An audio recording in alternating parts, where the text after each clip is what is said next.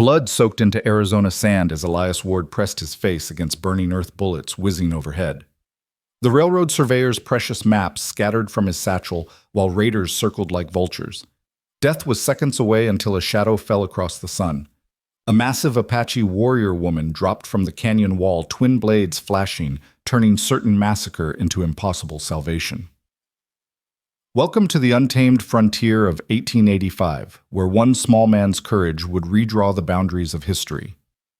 Stay with me until the end of this incredible journey, and let me know in the comments what city you're watching from. I love seeing how far these stories travel. The Arizona sun hammered down mercilessly on the survey team as they picked their way through Devil's Canyon, their horses' hooves clattering against loose shale.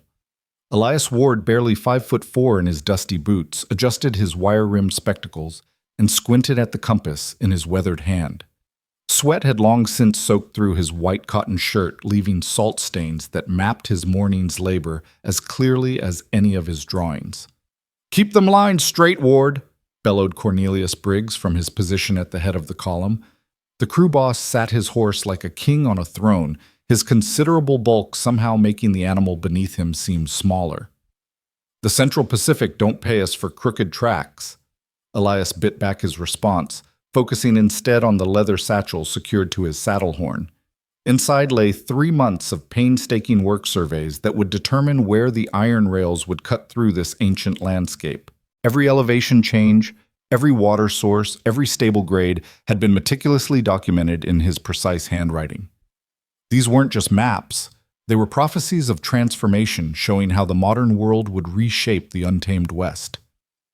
"Something ain't right," muttered Jake Sullivan, riding alongside Elias. The older surveyor had spent 20 years mapping territories from Texas to California, and his instincts had saved more than one crew from disaster. His weathered face scanned the canyon walls with practiced wariness. "Too quiet. Even the buzzards have gone." Elias followed Jake's gaze upward. The canyon walls rose like ancient castle ramparts on either side, layers of red and orange rock telling stories millions of years old. Shadows pooled in the countless crevices and overhangs, perfect hiding spots for anyone wanting to remain unseen. A chill ran down his spine despite the oppressive heat. "Briggs won't listen," Elias said quietly, knowing how their boss responded to anything he perceived as cowardice. "You know how he gets when we're behind schedule." "Schedule won't matter much if we're dead," Jake replied, his hand drifting to the Colt revolver on his hip. "I've seen Apache sign for the last 5 miles. Fresh tracks maybe a day old. They know we're here." But before Jake could voice his concerns louder, the world exploded into chaos. The first shot cracked through the desert silence like thunder echoing off the canyon walls. Jim Morrison, riding point, jerked backward off his horse, a crimson flower blooming across his chest. His body hit the ground with a dull thud that somehow seemed louder than the gunshot itself. "Ambush!" Jake roared, spurring his horse toward a cluster of boulders. "Take cover!" Raiders poured from hidden positions along the canyon walls. Not Apache as Jake had feared, but white men, their faces masked with bandanas, their weapons already finding targets among the scattered survey team. Elias's horse, a steady mare named Duchess, reared in terror as bullets whined past like angry hornets. He grabbed desperately for the reins, but his small frame worked against him. The satchel strap tangled around his arm as Duchess bucked, and suddenly he was airborne. The world spun in a kaleidoscope of blue sky and red rock. Elias hit the slope hard, his shoulder exploding in pain as he tumbled down into a narrow ravine. Rocks tore at his clothes and skin as he rolled his spectacles, flying off into the dust. The satchel somehow stayed with him, the leather strap now wrapped around his chest like a harness. He came to rest behind a fallen cottonwood trunk, gasping for breath, his vision blurred without his glasses. Above him, the massacre continued. He could hear Briggs bellowing orders that no one was following, the crack of rifles, the screams of wounded men and horses. Someone was sobbing, perhaps the young assistant surveyor Tommy, on his first expedition. The acrid smell of gunpowder drifted down into the ravine, mixing with the copper scent of blood. Elias pressed himself against the sun-bleached wood, trying to make himself even smaller. His hands shook as he fumbled for his glasses, miraculously finding them unbroken nearby. As his vision cleared, he saw boots approaching the edge of the ravine above. worn leather boots with Mexican spurs that clinked with each step. "Check that gully," a gravelly voice commanded. "Briggs said the little runt with the maps fell down there. Those papers are worth more than gold to the right buyers." Elias's heart hammered so hard he was certain they could hear it. The satchel pressed against his ribs, suddenly feeling as heavy as an anchor. These weren't random bandits, they were here for the surveys. Someone had betrayed them, sold information about their route and cargo. Two men started down the slope, their faces hidden behind red bandanas. One carried a Winchester rifle, the other a pair of Navy Colts. They moved with the casual confidence of men who'd done this before, who'd killed before and found it easy. "Come on out, little man," the one with the rifle called, his voice carrying a trace of Tennessee drawl. "We know you're down here. Make it easy on yourself. We just want them papers." Elias scrambled backward deeper into the ravine. His small size, usually a disadvantage, now let him squeeze into spaces these larger men couldn't follow. But the ravine was a dead end. 30 feet of sheer rock wall rose behind him, trapped. "There!" The man with the Colt spotted him raising his weapons. "Got nowhere to run, surveyor." Elias closed his eyes, clutching the satchel to his chest. He thought of his sister Mary back in Boston, who'd begged him not to take this job. He thought of the maps he'd never finish, the territories he'd never explore. Such a small life ending in such a brutal way. The gunshot never came. Instead, there was a sound like wind through canyon gaps, a whisper of movement that seemed to come from everywhere and nowhere. Elias opened his eyes to see a figure descending from the rock wall behind him, moving down the sheer face as easily as a spider on a web. She landed between him and the raiders in absolute silence, rising to her full height, and what a height it was. The woman stood at least 6 feet tall, with shoulders broad as any man's, and muscles that rippled beneath bronze skin painted with white clay, in patterns that seemed to shift in the light. Her hair, black as obsidian, was bound in a tight braid wrapped with strips of red cloth. She wore a warrior's garb leather vest, reinforced with strips of rawhide canvas pants, tucked into tall moccasins and bands of turquoise and silver around her powerful arms. But it was her weapons that drew the eye, 2 curved blades each the length of a man's forearm that caught the sunlight like liquid mercury. The raider with the rifle stumbled backward, his mouth falling open. "What in the hell?" He never finished the sentence. The woman moved like water, like wind, like death itself. One blade swept upward, knocking the rifle skyward. The other found the soft spot beneath his ribs. The man's eyes widened in shock as he crumpled, dark blood spreading across his shirt. The second raider got off one shot, wild, panicked, before she was on him. Her knee drove into his stomach, doubling him over. The pommel of her blade cracked against his skull with a sound like a melon dropping. He collapsed beside his partner, groaning, but alive. She turned to scan the ravine's edge. More raiders were coming, drawn by the gunshot. 4 of them sliding down the loose shale with weapons drawn. The woman's expression never changed, calm, focused, almost serene. "Stay down," she said to Elias in accented but clear English, her voice deeper than he'd expected, resonant like distant thunder. What followed was violence elevated to art. The first raider to reach the bottom died before his feet touched solid ground, one of her thrown blades taking him in the throat. She rolled forward, retrieved the blade from the falling corpse, and came up swinging. The second man's pistol hand separated from his wrist in a spray of crimson. His scream cut short as her elbow connected with his jaw. The third and fourth came at her together, trying to use their numbers. She ducked under a wild haymaker, her blade opening a red line across one attacker's thigh. As he stumbled, she grabbed his shirt and used his momentum to send him crashing into his partner. Both men went down in a tangle of limbs. She ended them quickly, efficiently, without cruelty, but without hesitation. In less than 30 seconds, it was over. 5 men lay still or groaning in the ravine. The woman stood among them, not even breathing hard, blood droplets scattered across her painted skin like garnets on copper. She turned to Elias, who remained frozen against the cottonwood trunk, his mouth open in shock. Up close, he could see her features more clearly. High cheekbones, a strong jaw, eyes the color of dark honey that seemed to look through him rather than at him. Despite her fierce appearance, he guessed she couldn't be more than 25 summers. "You are Ward," she said. Not a question. Elias nodded, unable to find his voice. "The map maker." Another nod. She crouched beside him, her movements now gentle, careful not to frighten him further. One large hand reached out and touched the satchel. These are the railroad maps. How?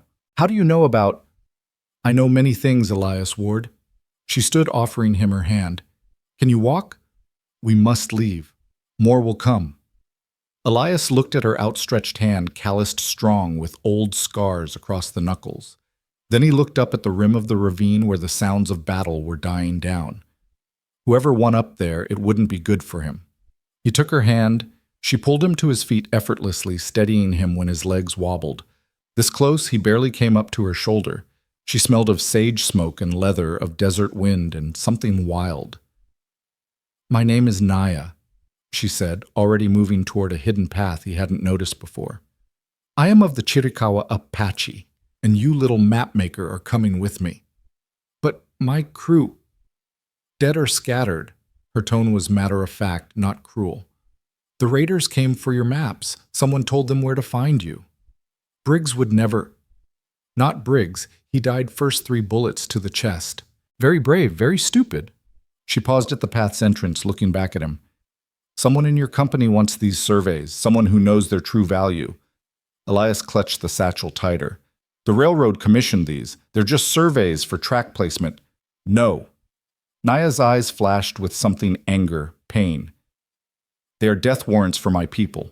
Every line you draw cuts through hunting grounds, sacred sites, winter camps. The Iron Horse brings soldiers, settlers, fences. It brings the end of our world. Then why save me? She studied him for a long moment as if weighing his soul. Because you are going to help me save it instead. Before Elias could respond, she was moving again, leading him up a path that seemed invisible until you were on it. Behind them, shouts echoed through the ravine as more raiders discovered their dead companions. Naya moved with absolute certainty, her moccasins silent on the stone. Elias struggled to keep up his city-bred body already aching from the fall, his shorter legs working twice as hard as hers. They climbed for what felt like hours, but was probably only minutes following a route that twisted back on itself, went through narrow gaps barely wide enough for Elias to squeeze through, and required scrambling over rocks that Naya traversed like stepping stones. Finally, they emerged on a ledge overlooking the massacre site. The survey camp was destroyed, bodies lay scattered among overturned wagons and dead horses. The raiders were systematically searching through the wreckage, tossing aside anything that wasn't valuable. Elias counted at least 15 of them, all armed, all moving with military precision. This had been planned, coordinated.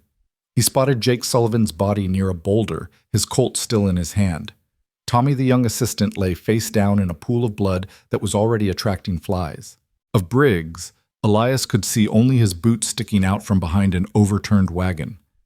My God, he whispered. Your God was not here today, Naya said quietly. Only men and their greed. One of the raiders below suddenly pointed up at their ledge. A shout went up and several men started toward the canyon wall.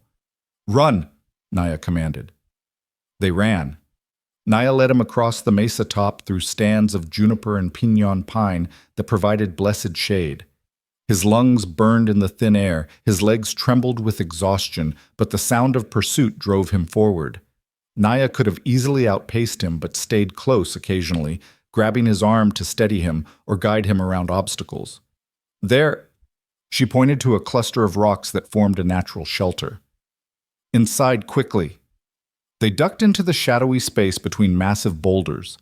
It was cooler here, almost cave-like. Naya pressed against one wall, pulling Elias against her, her hand over his mouth to stifle his gasping breaths.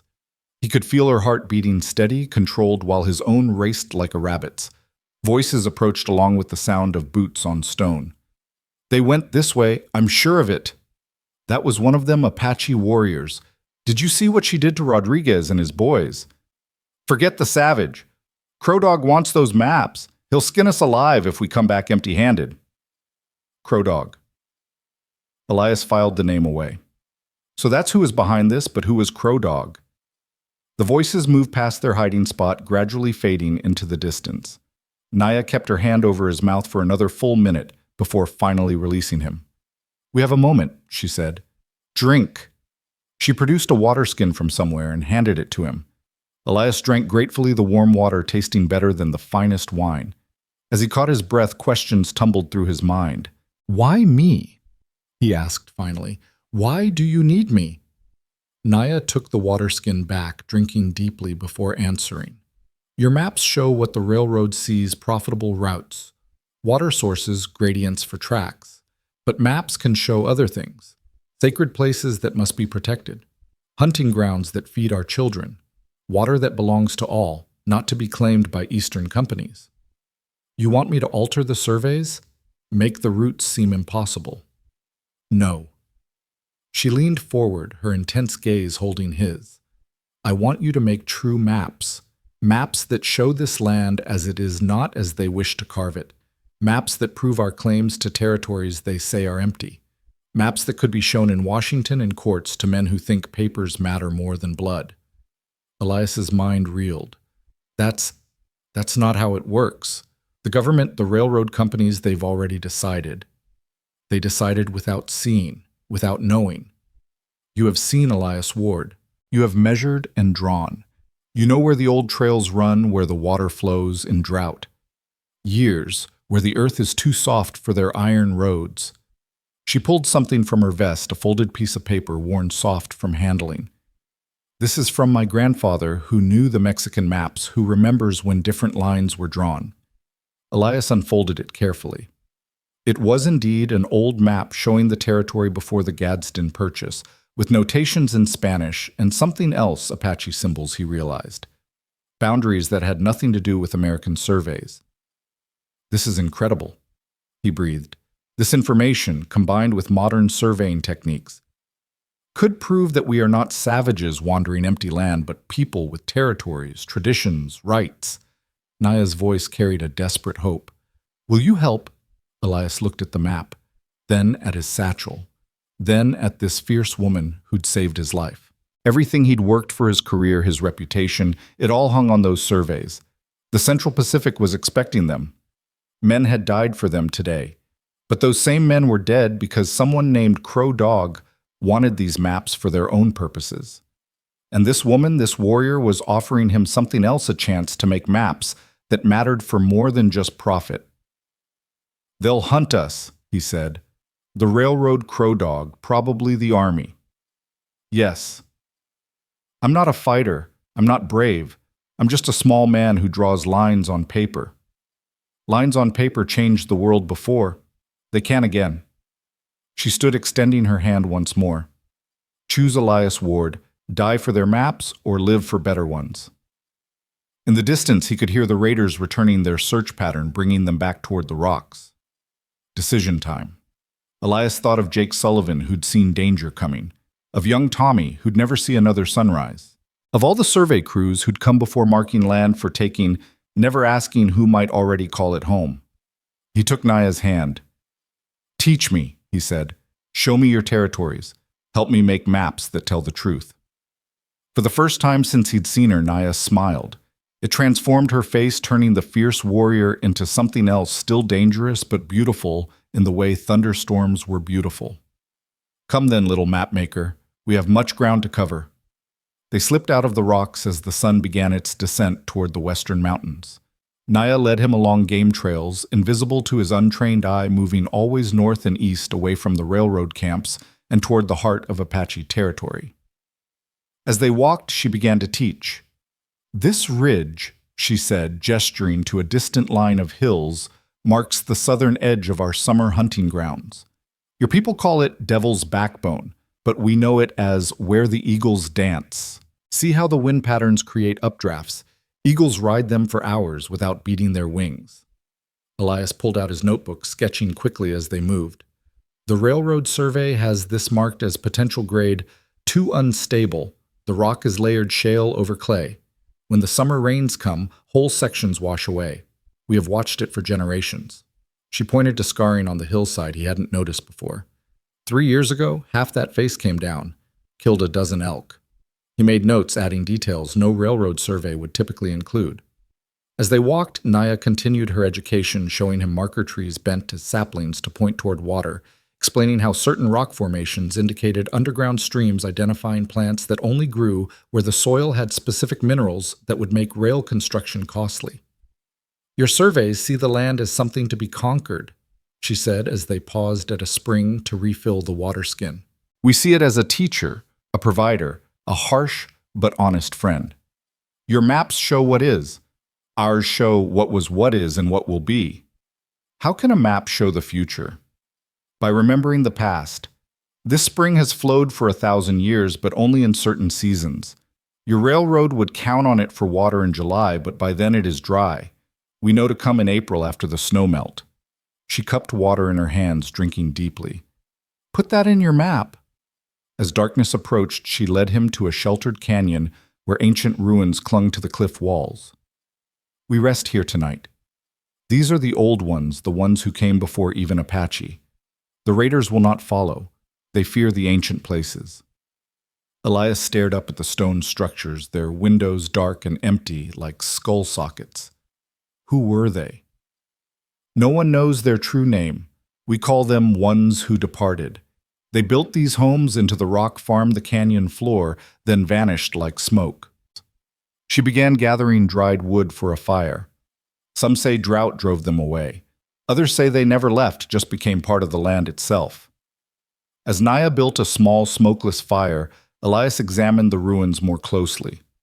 The stonework was precise, fitted without mortar, surviving centuries of wind and weather. These builders understood the land in ways the railroad engineers never would. Why trust me? He asked suddenly. I'm still the enemy. My people are the ones taking your land. Naya fed small sticks to the fire, considering her answer. 3 moons ago, I had a vision. A small man would fall from the iron horse's path carrying papers that could speak louder than guns. He would be afraid, but not cruel, weak, but not worthless.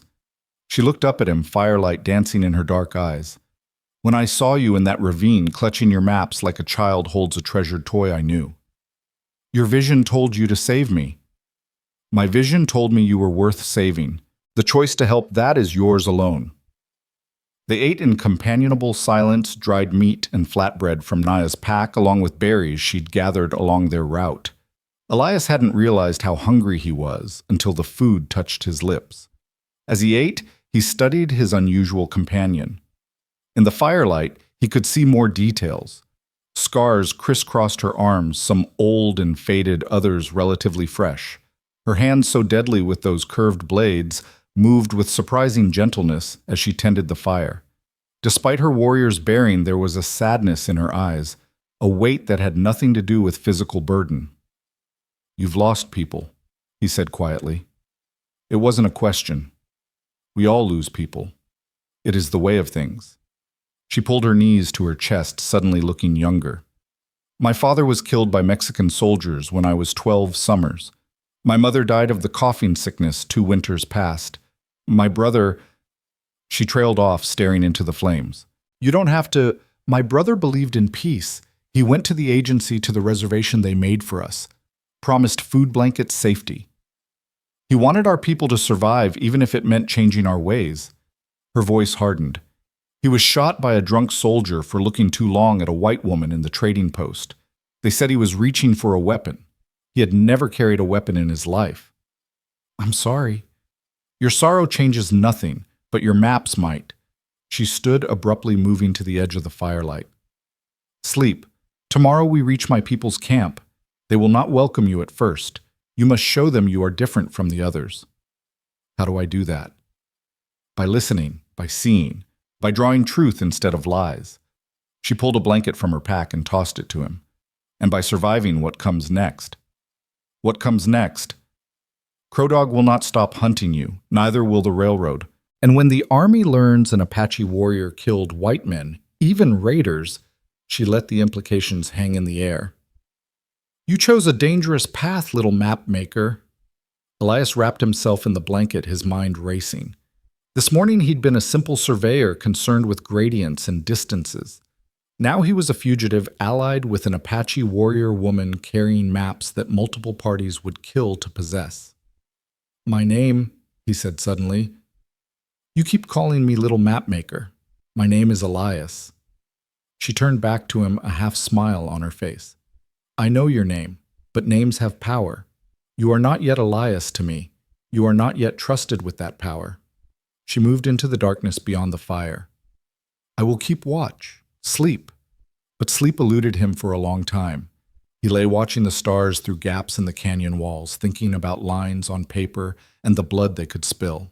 The satchel served as his pillow, its contents pressing against his head like thoughts demanding attention. He must have dozed eventually because he woke to Naya's hand on his shoulder and pre-dawn light painting the canyon walls purple. Riders, she whispered, moving fast from the south. Elias scrambled to his feet, clutching the satchel. The raiders? No, soldiers, a full patrol. She had already scattered their fire-erasing signs of their presence. They are tracking us. How can you tell? Listen. He strained his ears and heard it, the rhythmic thunder of many horses, the clink of military equipment, the occasional barked order. Can we outrun them? On foot, no. She considered their options, then made a decision. Up, we climb. She led him to what looked like a sheer cliff face, but as they approached, he saw handholds and footholds carved into the stone, ancient, worn, but usable. I can't. You can, or you die. Choose. The sound of horses was getting closer. Elias looked at the cliff at Naya, already starting up at the satchel in his hands. He slung it across his body and began to climb. Every muscle screamed as he pulled himself upward. His fingers soft from years of holding nothing more dangerous than a pen scraped raw against the stone. Below, the first riders entered the canyon, their blue uniforms visible even in the dim light. There, a soldier pointed upward. Movement on the cliff. Keep climbing, Naya hissed from above. A shot rang out, stone chips exploding near Elias's head. He pressed against the cliff face, paralyzed with terror. Move, Naya commanded. More shots followed, but the angle was bad for the soldiers below. Elias forced himself to continue hand over hand, not looking down, focusing only on the next hold. His arms shook with exhaustion. His feet slipped on worn stone, but somehow he kept ascending. Finally, blessedly, Naya's strong hands grabbed his arms and hauled him over the edge. They were on another ledge, this one with a narrow trail leading higher into the mountains. Can you run? Elias nodded, though he wasn't sure his legs would cooperate. They ran. Behind them, shouts indicated the soldiers had found another way up, longer but passable on horseback. The chase was far from over. The trail wound through a landscape that seemed designed by devils, narrow paths above deadly drop sections where they had to leap across gaps that showed nothing but air below, passages so tight they had to remove the satchel and push it through ahead. But Naya knew every turn, every danger, every shortcut. This was her land, her sanctuary, her weapon against invaders. As the sun climbed higher, they reached a rope bridge spanning a gorge. It was ancient, made of woven fibers and wooden planks, many of which were missing or rotted through. You cannot be serious, Elias gasped. The bridge will hold our weight, but not horses. Once across, we cut it. And if it doesn't hold, then we die free instead of captured. She started across without hesitation, the bridge swaying sickeningly with each step. Elias heard horses approaching. The soldiers had made good time. He looked at the bridge at Naya, halfway across, at certain death below. He stepped onto the first plank. It held, though it creaked ominously. He took another step, then another, trying not to look at the gaps between planks, the frayed ropes, the 100-foot drop to sharp rocks below. Halfway across a plank gave way under his foot. He lunged forward, catching himself on the rope railings as his leg plunged through empty space. The satchel swung wildly, nearly pulling him off balance. Don't stop, Naya called from the far side. He pulled himself up, skipped the next questionable plank, and continued. Behind him, the first soldiers reached the bridge. Halt! By order of the United States Army. Elias didn't halt. He ran the last 10 feet plank, splintering under his weight, and threw himself onto solid ground as the bridge began to buck and twist from too much weight. Naya was already sawing at the anchor ropes with one of her blades. Help me! Elias grabbed loose rocks, smashing them against the fraying fibers. The lead soldier was a quarter of the way across, pistol drawn, shouting for them to stop. The first rope snapped. The bridge tilted sickeningly. The soldier grabbed for the remaining rope as planks tumbled into the abyss. Two more soldiers who'd started across scrambled backward to safety. The second rope parted with a sound like a breaking guitar string. The bridge fell away in seeming slow motion, the lead soldier's eyes wide with terror before he disappeared into the gorge. A scream echoed up, cut short by impact. Elias stared at where the bridge had been, shocked by the sudden violence, the casual finality of death. He'd never killed anyone before, never even thrown a punch in anger. "He chose to follow," Naya said quietly. "We chose to survive. Do not carry guilt for his decision." Across the gorge, the remaining soldiers milled about their lieutenant, screaming threats and promises of retribution. But they couldn't follow, not here. They'd have to find another route, losing hours or days. "Come," Naya said. "We are close now." They walked in silence for another hour, the landscape gradually changing from harsh canyon country to pine forest. The air grew cooler, scented with resin and earth. Elias's legs moved mechanically, exhaustion making everything dreamlike. Then, without warning, they were surrounded. Apache warriors materialized from behind trees and rocks like ghosts becoming flesh. Men and women both, all armed, all with faces painted for war. They formed a circle with Naya and Elias at its center, weapons, not quite pointing at them, but ready. One warrior, older than the others, with gray threading through his black hair, stepped forward. He spoke to Naya in rapid Apache, his tone accusatory. She responded calmly, gesturing to Elias and his satchel. The conversation grew heated. Other warriors joined in, voices rising. Elias caught a few words he recognized: white soldier death, none of them encouraging. Finally, Naya raised her voice, speaking with unmistakable authority. The others fell silent, though their expressions remained hostile. "You will come," she said to Elias in English. "The chief will decide your fate." They walked through the forest for another mile before the camp revealed itself, lodges made of bent saplings and canvas carefully positioned to be invisible from above. Cook fires sent up thin streams of smoke that dispersed in the tree canopy. Children peered out from behind their mothers' skirts, eyes wide at the sight of a white man in their midst. The chief's lodge sat at the camp's center, larger than the others, with painted symbols covering its sides. The man who emerged matched his dwelling, imposing, dignified, with the bearing of natural command. His name, Elias would learn, was Chief Hawkfeather, and his eyes held the wisdom of 60 winters and the wariness of 100 battles. He spoke in accented but clear English. Naya says you are a map maker." "Yes, sir." "She says you will make true maps of our lands." Yes, if you'll help me understand them." "And why would a white man do this? Your people take what they want regardless of maps." Elias thought carefully before answering. "Because maps can be weapons too, in courts and Congress and newspapers. A map that shows your territories, your sacred sites, your water rights, it becomes harder to pretend you don't exist." The chief studied him for a long moment. "You are very small for such large promises." "Small men can go places large men cannot. We see things from different angles." Something that might have been amusement flickered in the chief's eyes. "Show me these maps you carry." Elias opened his satchel, spreading the surveys on a flat rock. The chief and several elder warriors gathered around, studying the lines and notations with intense interest. "This shows the Iron Road's path," the chief asked, tracing a surveyed route with one gnarled finger.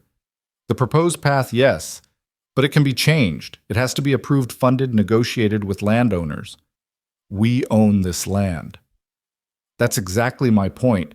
If we can prove it, document it, properly make it legal by their own laws. Their laws change when convenient." The chief's voice carried decades of broken treaties. "Papers are only as strong as the men who honor them. But without papers, you have nothing to fight with except bullets. And bullets—" Elias gestured to the camp, the women and children. "Bullets bring more bullets." The chief was quiet for a long time, then spoke in Apache to his warriors. Another heated discussion followed. Naya stood silent, watching, letting the men decide. Finally, the chief turned back to Elias. "You will stay. You will learn. You will make your maps. But if you betray us, if this is a trick—" He didn't need to finish the threat. "I understand. Naya will be responsible for you. Her life is bound to yours. If you bring harm to our people, she pays the price." Elias looked at Naya, shocked. She'd risked everything for him, a stranger based on a vision and hope. "That's not fair to her, Gam." "Fair?" The chief laughed bitterly. "Was it fair when soldiers killed my sons? when they burned our winter stores, when they shot our women gathering herbs. He stood ending the discussion. You want to help accept the terms or leave? I accept. The chief nodded and walked away. The crowd dispersed, though many suspicious glances lingered on Elias. Why? He asked Naya. Why tie your life to mine? Because some chances only come once, and because... She paused, considering her words. Because you looked at those surveys and saw people, not just prophets. That is rare among your kind. She led him to a small lodge at the camp's edge. This is yours. Rest today. Tomorrow the real work begins. Inside the lodge, Elias found simple furnishings, a sleeping mat, a water jug, a small fire pit. He collapsed onto the mat, exhaustion finally overwhelming him. But before sleep took him, he pulled out his notebook and began writing. Day 1 among the Apache. I am either the luckiest or most foolish man alive. Perhaps both. The woman who saved me, Naya, has wagered her life on my honesty. I cannot fail her. I will not. Tomorrow I begin mapping not just land, but life's histories, hopes. God help me do justice to the task. He closed the notebook and surrendered to sleep, not knowing that miles away a man named Crow Dog was examining the bodies in Devil's Canyon and swearing vengeance on the surveyor who'd escaped with his prize. The real danger had only just begun. The morning sun filtered through the lodge's smoke hole, waking Elias from dreams of falling bridges and painted warriors. His body ached in places he didn't know could hurt, but the satchel beside him remained intact, its precious contents safe. Outside the camp was already alive with activity. Children's laughter, women preparing morning meals, men checking weapons, and discussing the day's hunt. Naya appeared at his lodge entrance carrying a bowl of corn mush and dried venison. Eat quickly. The elders have agreed to show you the old boundaries, but they will not wait. Elias wolfed down the food, barely tasting it, his mind already racing with the possibilities of what he might learn. As he emerged from the lodge, he found 5 elderly Apache men waiting, their faces mapped with years of sun and struggle. The eldest, a man whose milky eyes suggested near blindness, spoke in halting English. I am Joseph Two Rivers. I knew this land before your people came with their papers and fences. Come, I will show you what your maps cannot see. They walked for hours, the old men moving with surprising stamina across terrain that had Elias gasping for breath. At each significant location they stopped, and Joseph would tell stories while Elias frantically sketched and made notes. Here, Joseph said, standing at the edge of a meadow where wildflowers swayed in the breeze. This is where we gather for the sunrise ceremony when girls become women. 4 days of dancing, singing, blessing. Your railroad would run straight through, yes. Elias checked his surveys. Indeed, the proposed route bisected the meadow perfectly. Yes, but if we document this as a ceremonial site protected under... Protected, Joseph spat. Like the sacred caves were protected until they found silver. Another elder younger than Joseph, but still gray-haired, pointed to a cluster of ancient oaks. Those trees mark where my grandfather signed the Treaty of 1852. The government promised this valley would be ours forever. Forever lasted 8 years. Elias documented everything, the trees, their significance, the broken treaty. His notebook filled with information never captured in any official survey. These weren't empty lands waiting for civilization. They were libraries of memory, churches of tradition, graveyards of ancestors. Your maps, Joseph said as they paused by a spring. They show water as dots and lines, but water has moods, seasons, stories. This spring we call it Woman Who Weeps. In drought years, it still flows because it comes from deep from the mountain's heart. The spring your railroad counts on 3 miles west, it dries every summer. How do you know which springs are reliable? The rocks tell us, the plants tell us, the animals tell us. Joseph knelt, running his weathered hand over the stones around the spring. See this white line in the rock quartz? Water follows quartz through the mountain. Your people dig wells anywhere, then wonder why they fail. As the sun reached its zenith, they arrived at a canyon hidden behind a natural rock formation that made it invisible from most angles. Inside, Elias gasped. The walls were covered in pictographs, hundreds of them telling stories and images that seemed to dance in the shifting light. This is our history, Joseph said simply. Before your written words, we had these. They tell of the coming of the horse, the first meetings with Spanish, the battles, the treaties, the migrations. Each symbol has meaning passed from father to son, mother to daughter. Elias studied the images, trying to capture them in his sketches. A recurring symbol caught his attention, a circle bisected by a line with smaller marks radiating from it. "What does this one mean?" Joseph's expression darkened. "The splitting of the world, a prophecy from my grandmother's grandmother. She saw iron snakes cutting the land, dividing the people, bringing an age of sorrow before the possibility of healing." The railroad? Perhaps. Or perhaps something else. Prophecies are like morning mist, clear from far away, confusing up close.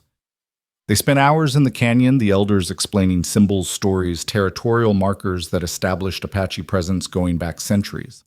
Elias filled page after page, creating a parallel map to his railroad surveys, one that showed human geography rather than just physical. As they prepared to leave, Naya appeared with urgent news. "Riders approach from the south. Apache, but not our band. They bring word from the reservation." The elders exchanged worried glances. Reservation Apache and Free Apache had a complicated relationship. Some saw the reservation dwellers as traitors who'd given up, others saw them as pragmatists trying to preserve what they could. The riders were three young men, their traditional dress mixed with government-issued clothing, a visual representation of their caught-between status. Their leader, a man perhaps 30 years old with intelligent eyes, addressed Chief Hawkfeather in rapid Apache before switching to English for Elias's benefit. "I am James Crowfeather, Tribal Police from San Carlos Reservation. We bring warning. The man called Crow Dog has put a bounty on a white surveyor traveling with Apache, $500 gold, dead or alive." Elias's blood ran cold. $500 was more than most men saw in a year. "Crow Dog is a white man's name," Chief Hawkfeather observed. "Half white, half Comanche, all snake," James replied. "He sells guns to both sides, information to the highest bidder, and now he hunts for railroad maps. He has men watching all the water holes, all the trading posts.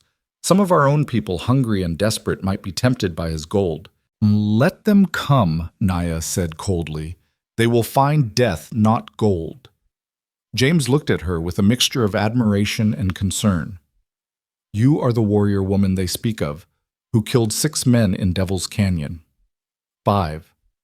One still breathes, though perhaps he wishes otherwise. The army seeks you too. They say you murdered innocent American citizens. Since when are raiders innocent?" James held up his hands peacefully. "I bring only warning, not judgment. But know that General Morrison has dispatched 2 companies of cavalry to these mountains. They have orders to clear out all Apache, not on reservations." Chief Hawkfeather stood slowly, his dignity making him seem taller than his actual height. "We have heard such orders before. We are still here. This time is different. They have new weapons, repeating rifles, mountain howitzers, and they have guides, Apache scouts from the reservation who know your hiding places." The chief's face remained impassive, but Elias saw his hands clench. "Our own people hunt us. Hungry people make desperate choices," James said sadly. "The government cuts rations every month. Children cry for food, while agents sell our supplies to white merchants. Some men will do anything to feed their families." "And you?" Naya asked pointedly. "Do you scout for them?" "I enforce tribal law on the reservation. I do not hunt Free Apache." James's voice carried conviction. "But I cannot speak for others. Be careful who you trust." He turned to Elias. "You are either very brave or very stupid, white man. Crow Dog does not forget or forgive. He has killed for less than wounded pride." "Who is he exactly?" Elias asked. "Why does he want my maps so badly?" "Crow Dog supplies information to competing railroad companies, to land speculators, to anyone who profits from knowing where development will happen. Your maps would tell him where to buy land cheap before the railroad raises values, where to stake mining claims along the proposed routes, where to establish trading posts and saloons." James shrugged. "In the New West, information is worth more than gold." "But I could just recreate the maps." "Not if you're dead, and dead men tell no tales of what routes were rejected. What alternatives exist? Crow Dog wants not just your maps, but your silence." The tribal police prepared to leave, but James had one more warning. 3 nights from now is the new moon. darkest night of the month. If I were planning an attack, that is when I would come. Watch the southern approach. It's the only way to bring horses quietly. After they left, the camp erupted in debate. Some warriors wanted to move immediately, find a more defensive position. Others argued for preemptive strikes against anyone approaching their territory. Chief Hawkfeather let everyone speak before making his decision. We stay. This is our land, but we prepare. Double the watches scout all approaches, and you— he looked at Elias— you work faster. Make your maps. If we must fight, let it be for something worthwhile. The next 2 days blurred together in a frenzy of activity. Elias worked from dawn to past dusk, accompanied by different elders and warriors who showed him boundaries, resources, sacred sites. Naya stayed close, translating when needed, adding her own knowledge of the land. This box canyon, she explained, pointing to a spot on his emerging map, looks perfect for your railroad's water station, but in flash floods it becomes a death trap. 3 years ago, an entire Mexican trading caravan was swept away. 20 men, 40 mules, all gone in minutes. He documented it all, creating not one map, but 3. The first showed the Apache territory as it truly was, a complex network of seasonal hunting grounds, sacred sites, water rights, and ancestral claims. The second overlaid this with the proposed railroad routes, showing conflicts and complications the original surveyors had missed or ignored. The third was his masterpiece, a synthesis that suggested alternative routes that could serve the railroad's needs while respecting Apache sovereignty. This could work, he told Naya excitedly on the second evening, showing her the third map.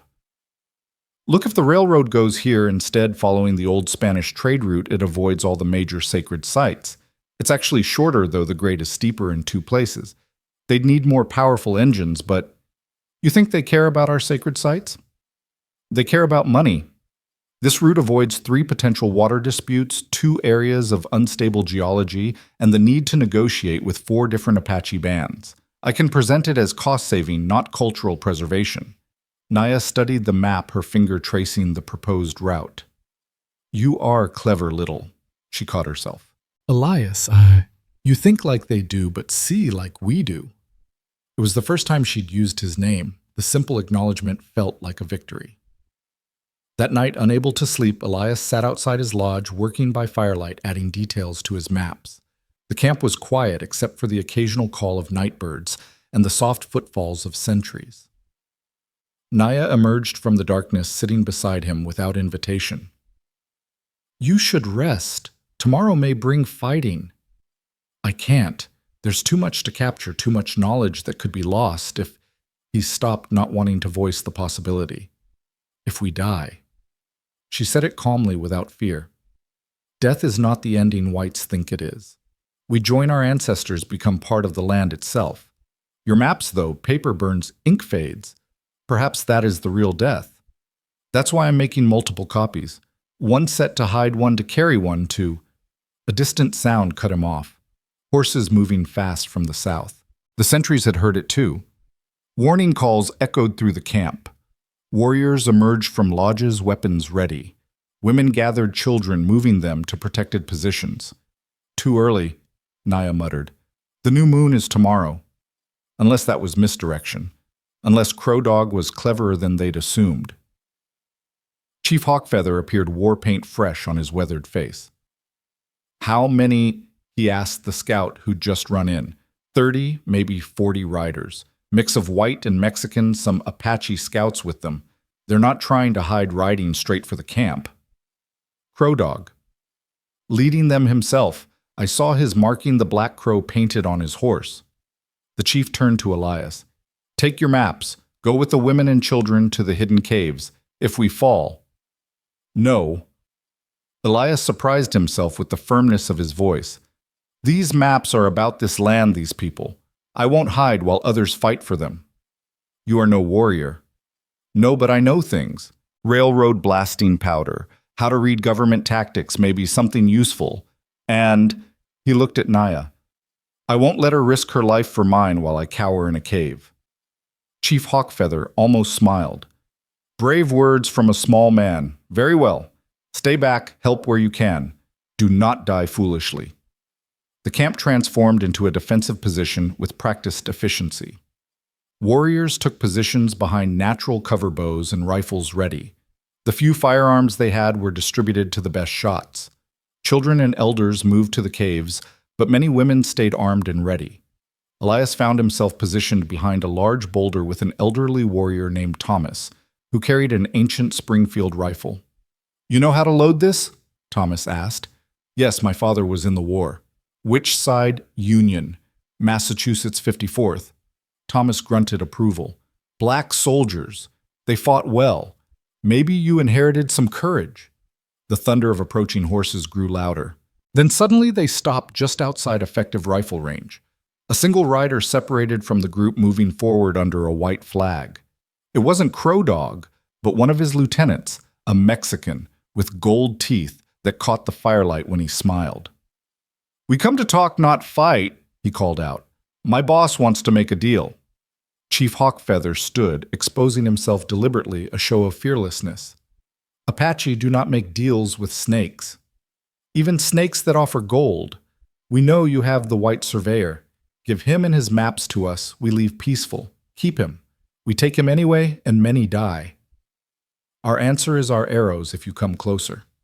The Mexican laughed. "Arrows against rifles you savages never learn. But my boss, he respects courage, so he makes better offer."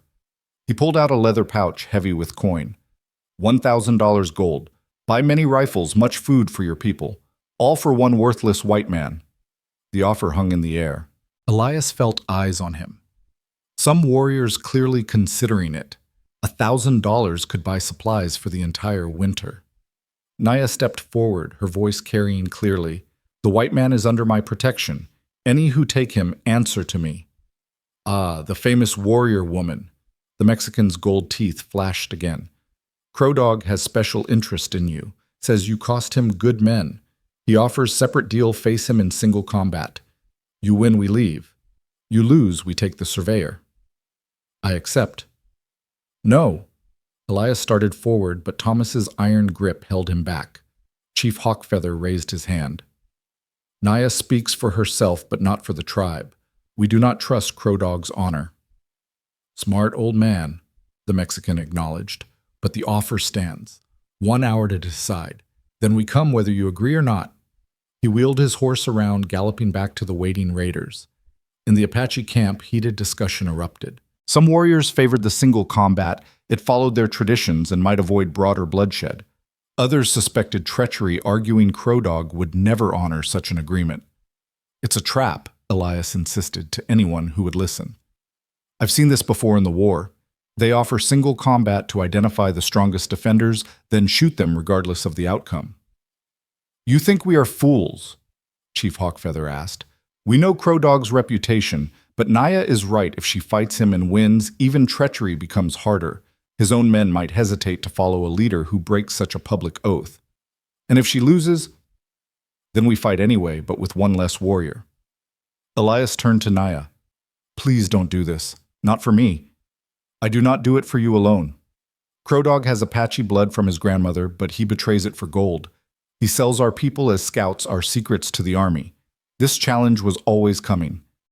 She began preparing, checking her blades, tying back her hair tighter, adding symbols to her face paint. Each movement was precise, ritualistic, transforming her from woman to weapon. The hour passed too quickly. The Mexican rider returned this time with Crow Dog himself beside him.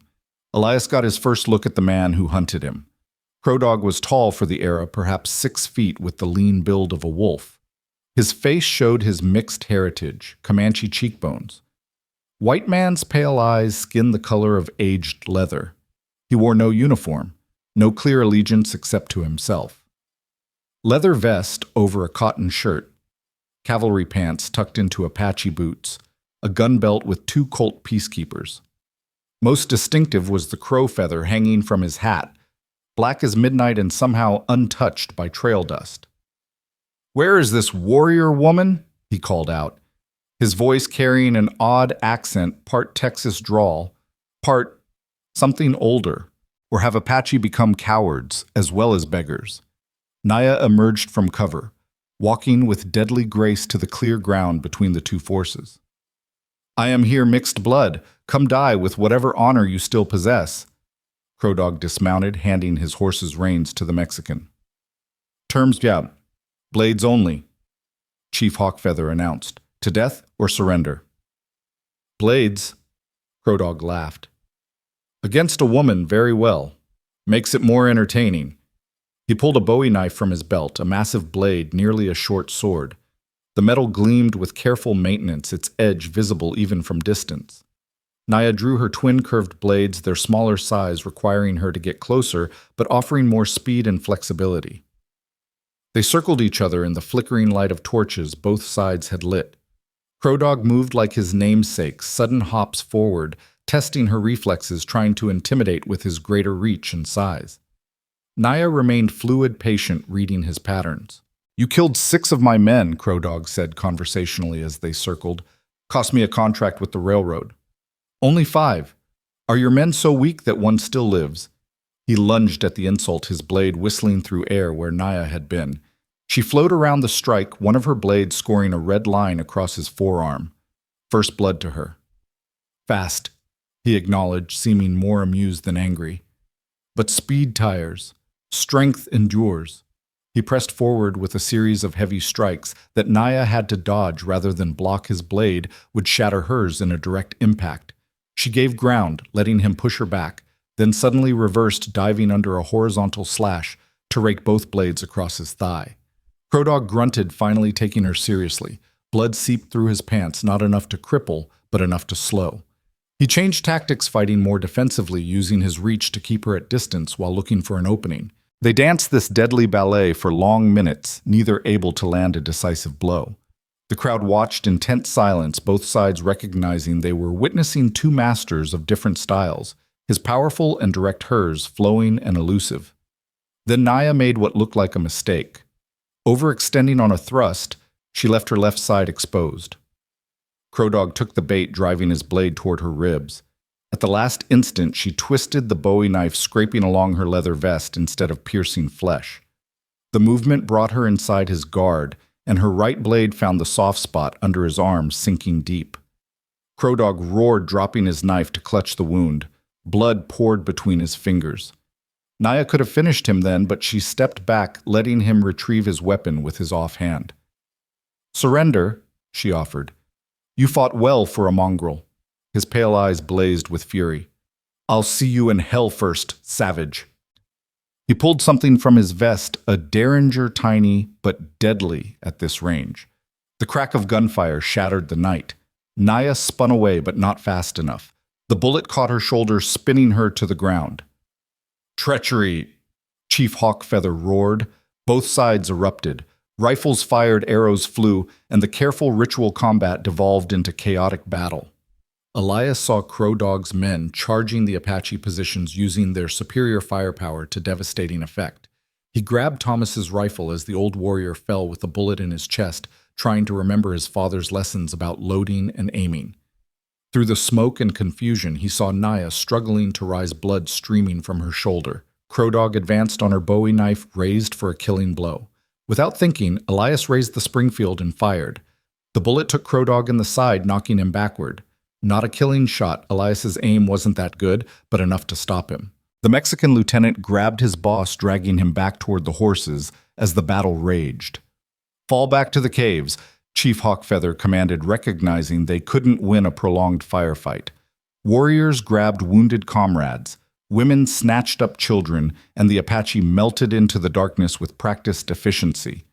Elias ran to Naya, helping her to her feet. Her shoulder was a mess of blood and torn muscle, but she still gripped one blade. Can you move? I can fight, she gritted through clenched teeth. No need. We're leaving. He half carried, half dragged her toward the caves, following the last of the fleeing Apache. Behind them, Crow Dog's men overran the camp, setting lodges ablaze, destroying everything they couldn't carry. The caves were a defensive position prepared for exactly this scenario. Narrow entrances that could be held by a few warriors, deep passages where non-combatants could shelter multiple exits for escape if needed. As they stumbled inside, Apache warriors immediately took positions at the entrance, ready to repel any pursuit. The maps? Chief Hawkfeather grabbed Elias. Did you save them? Elias patted his satchel, somehow still with him through everything. All here. Good, because we have lost our home. We need something to show for it. Through the night, they waited in the caves, listening to Crow Dog's men ransack the camp. Occasionally, raiders would approach the cave entrance only to be driven back by defensive fire.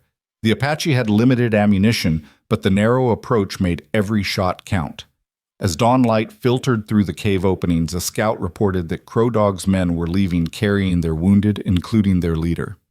The immediate danger had passed, but at terrible cost. 7 Apache warriors were dead, including Old Thomas.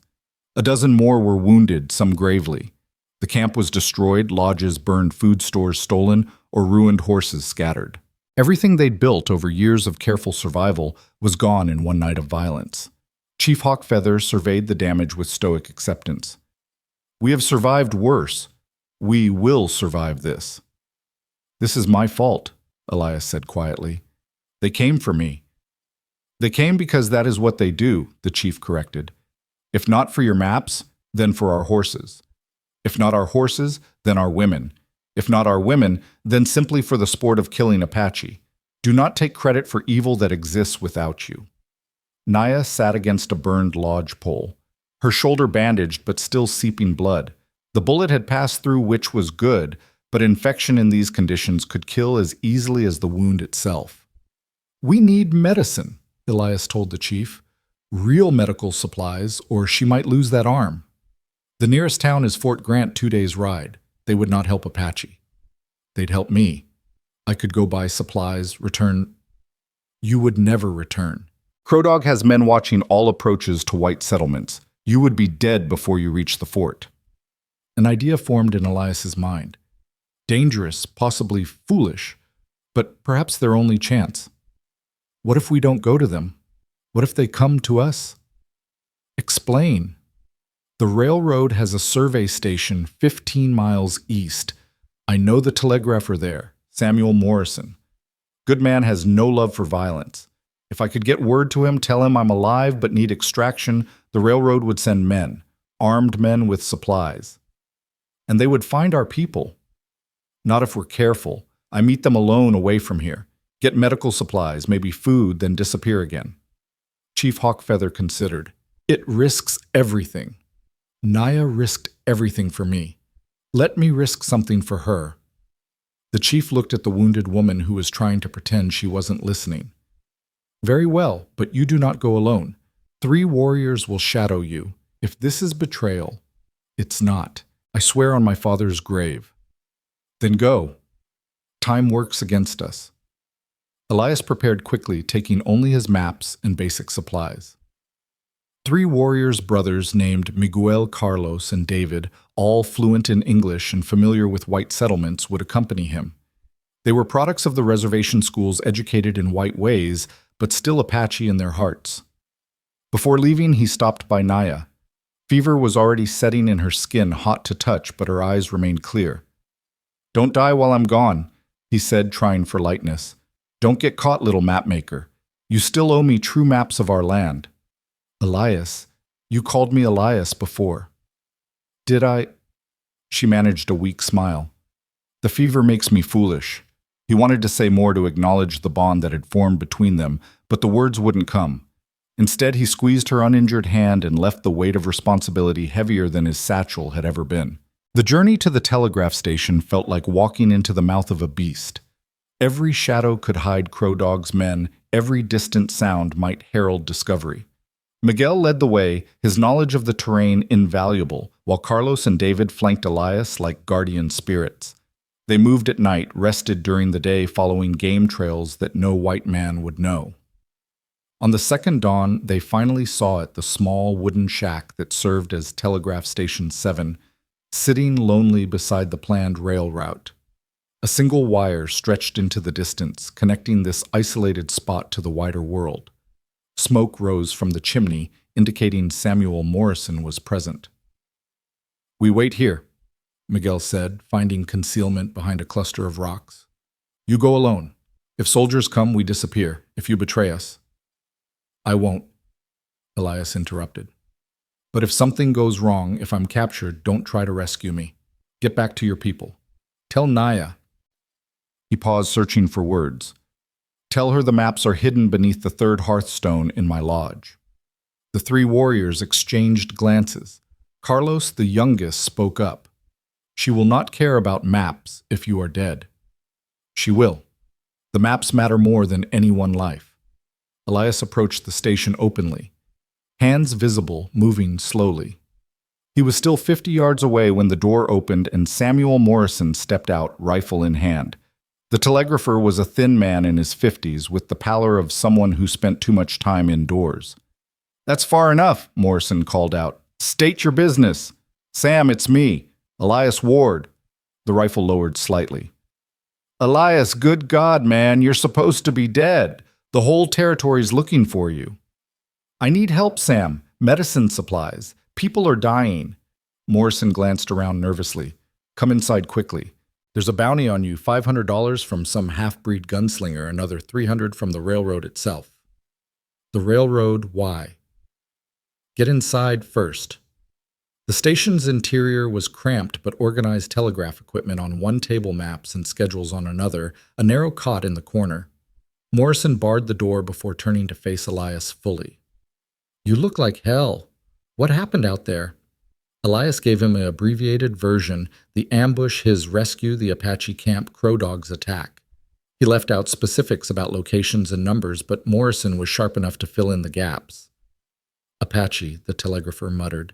Jesus, Elias, do you know what you've done? The railroad thinks you've gone native, selling our surveys to hostile Indians. They want you brought back for trial or shot on sight. That's insane. I was rescued, not recruited. And the Apache don't want to buy the surveys. They want to understand them to protect their lands legally. Morrison poured 2 cups of bitter coffee from a pot on the stove. Legal doesn't matter anymore. General Morrison, no relation, thank God, has orders to clear all Apache from the territory. The railroad needs those routes clear by spring. But there are alternative routes. Better ones, actually. I've mapped them. The railroad doesn't want alternatives. They want what they've already paid politicians for. The current routes go through lands already secretly purchased by Central Pacific board members. They stand to make fortunes when the rail goes through. Elias felt pieces clicking into place. That's why Crow Dog wanted my maps, not for the routes themselves, but to know which lands to buy. Probably. Man's got connections everywhere. Word is he's recovered from whatever wound he took and is madder than a rattlesnake in August. Morrison studied Elias carefully. What do you really need? Medical supplies, carbolic acid, bandages, laudanum, if you have it. Food if possible. I can pay. Elias pulled out gold coins he'd saved from his surveyor wages. Morrison waved the money away. Keep it. But I can't just give you supplies without reporting it. They monitor everything now, especially after your disappearance. He thought for a moment. Unless, what? I could report that I've made contact with you, that you're willing to surrender but need guarantees of safety. It would buy time, maybe even get them to send supplies as a good faith gesture. That could work, but they'd want to know where to find me. Leave that to me. I'll be vague, say you're paranoid, will only deal through intermediaries. Morrison was already moving, gathering medical supplies from a cabinet. I've got some basics here left over from when Doc Patterson used to stop by. As Morrison packed supplies, he kept talking. There's something else you should know. That massacre at your survey camp. There were survivors who made it to Fort Grant. One of them, fellow named Jennings, claims he saw you run off willingly with that Apache woman. Says you were probably in on the whole ambush. Jennings. He was 200 yards away when the shooting started. Doesn't matter. His story fits what the railroad wants to believe. You're being painted as a traitor, Elias. Even if you came back with proof of innocence, they might hang you just to close the matter. Elias slumped in his chair. Every path seemed to lead to death or betrayal. What would you do, Sam? The older man stopped packing, considering. Honestly, I'd disappear. Take those Apache friends of yours and head for Mexico or deep into Canada. Become someone else. I can't. People are depending on me. And the maps I'm making, they could change things, Sam. Really change things. Morrison smiled sadly. You always were an idealist. Got it from your father, I'd bet. Man who fought for the colored regiment couldn't have been practical.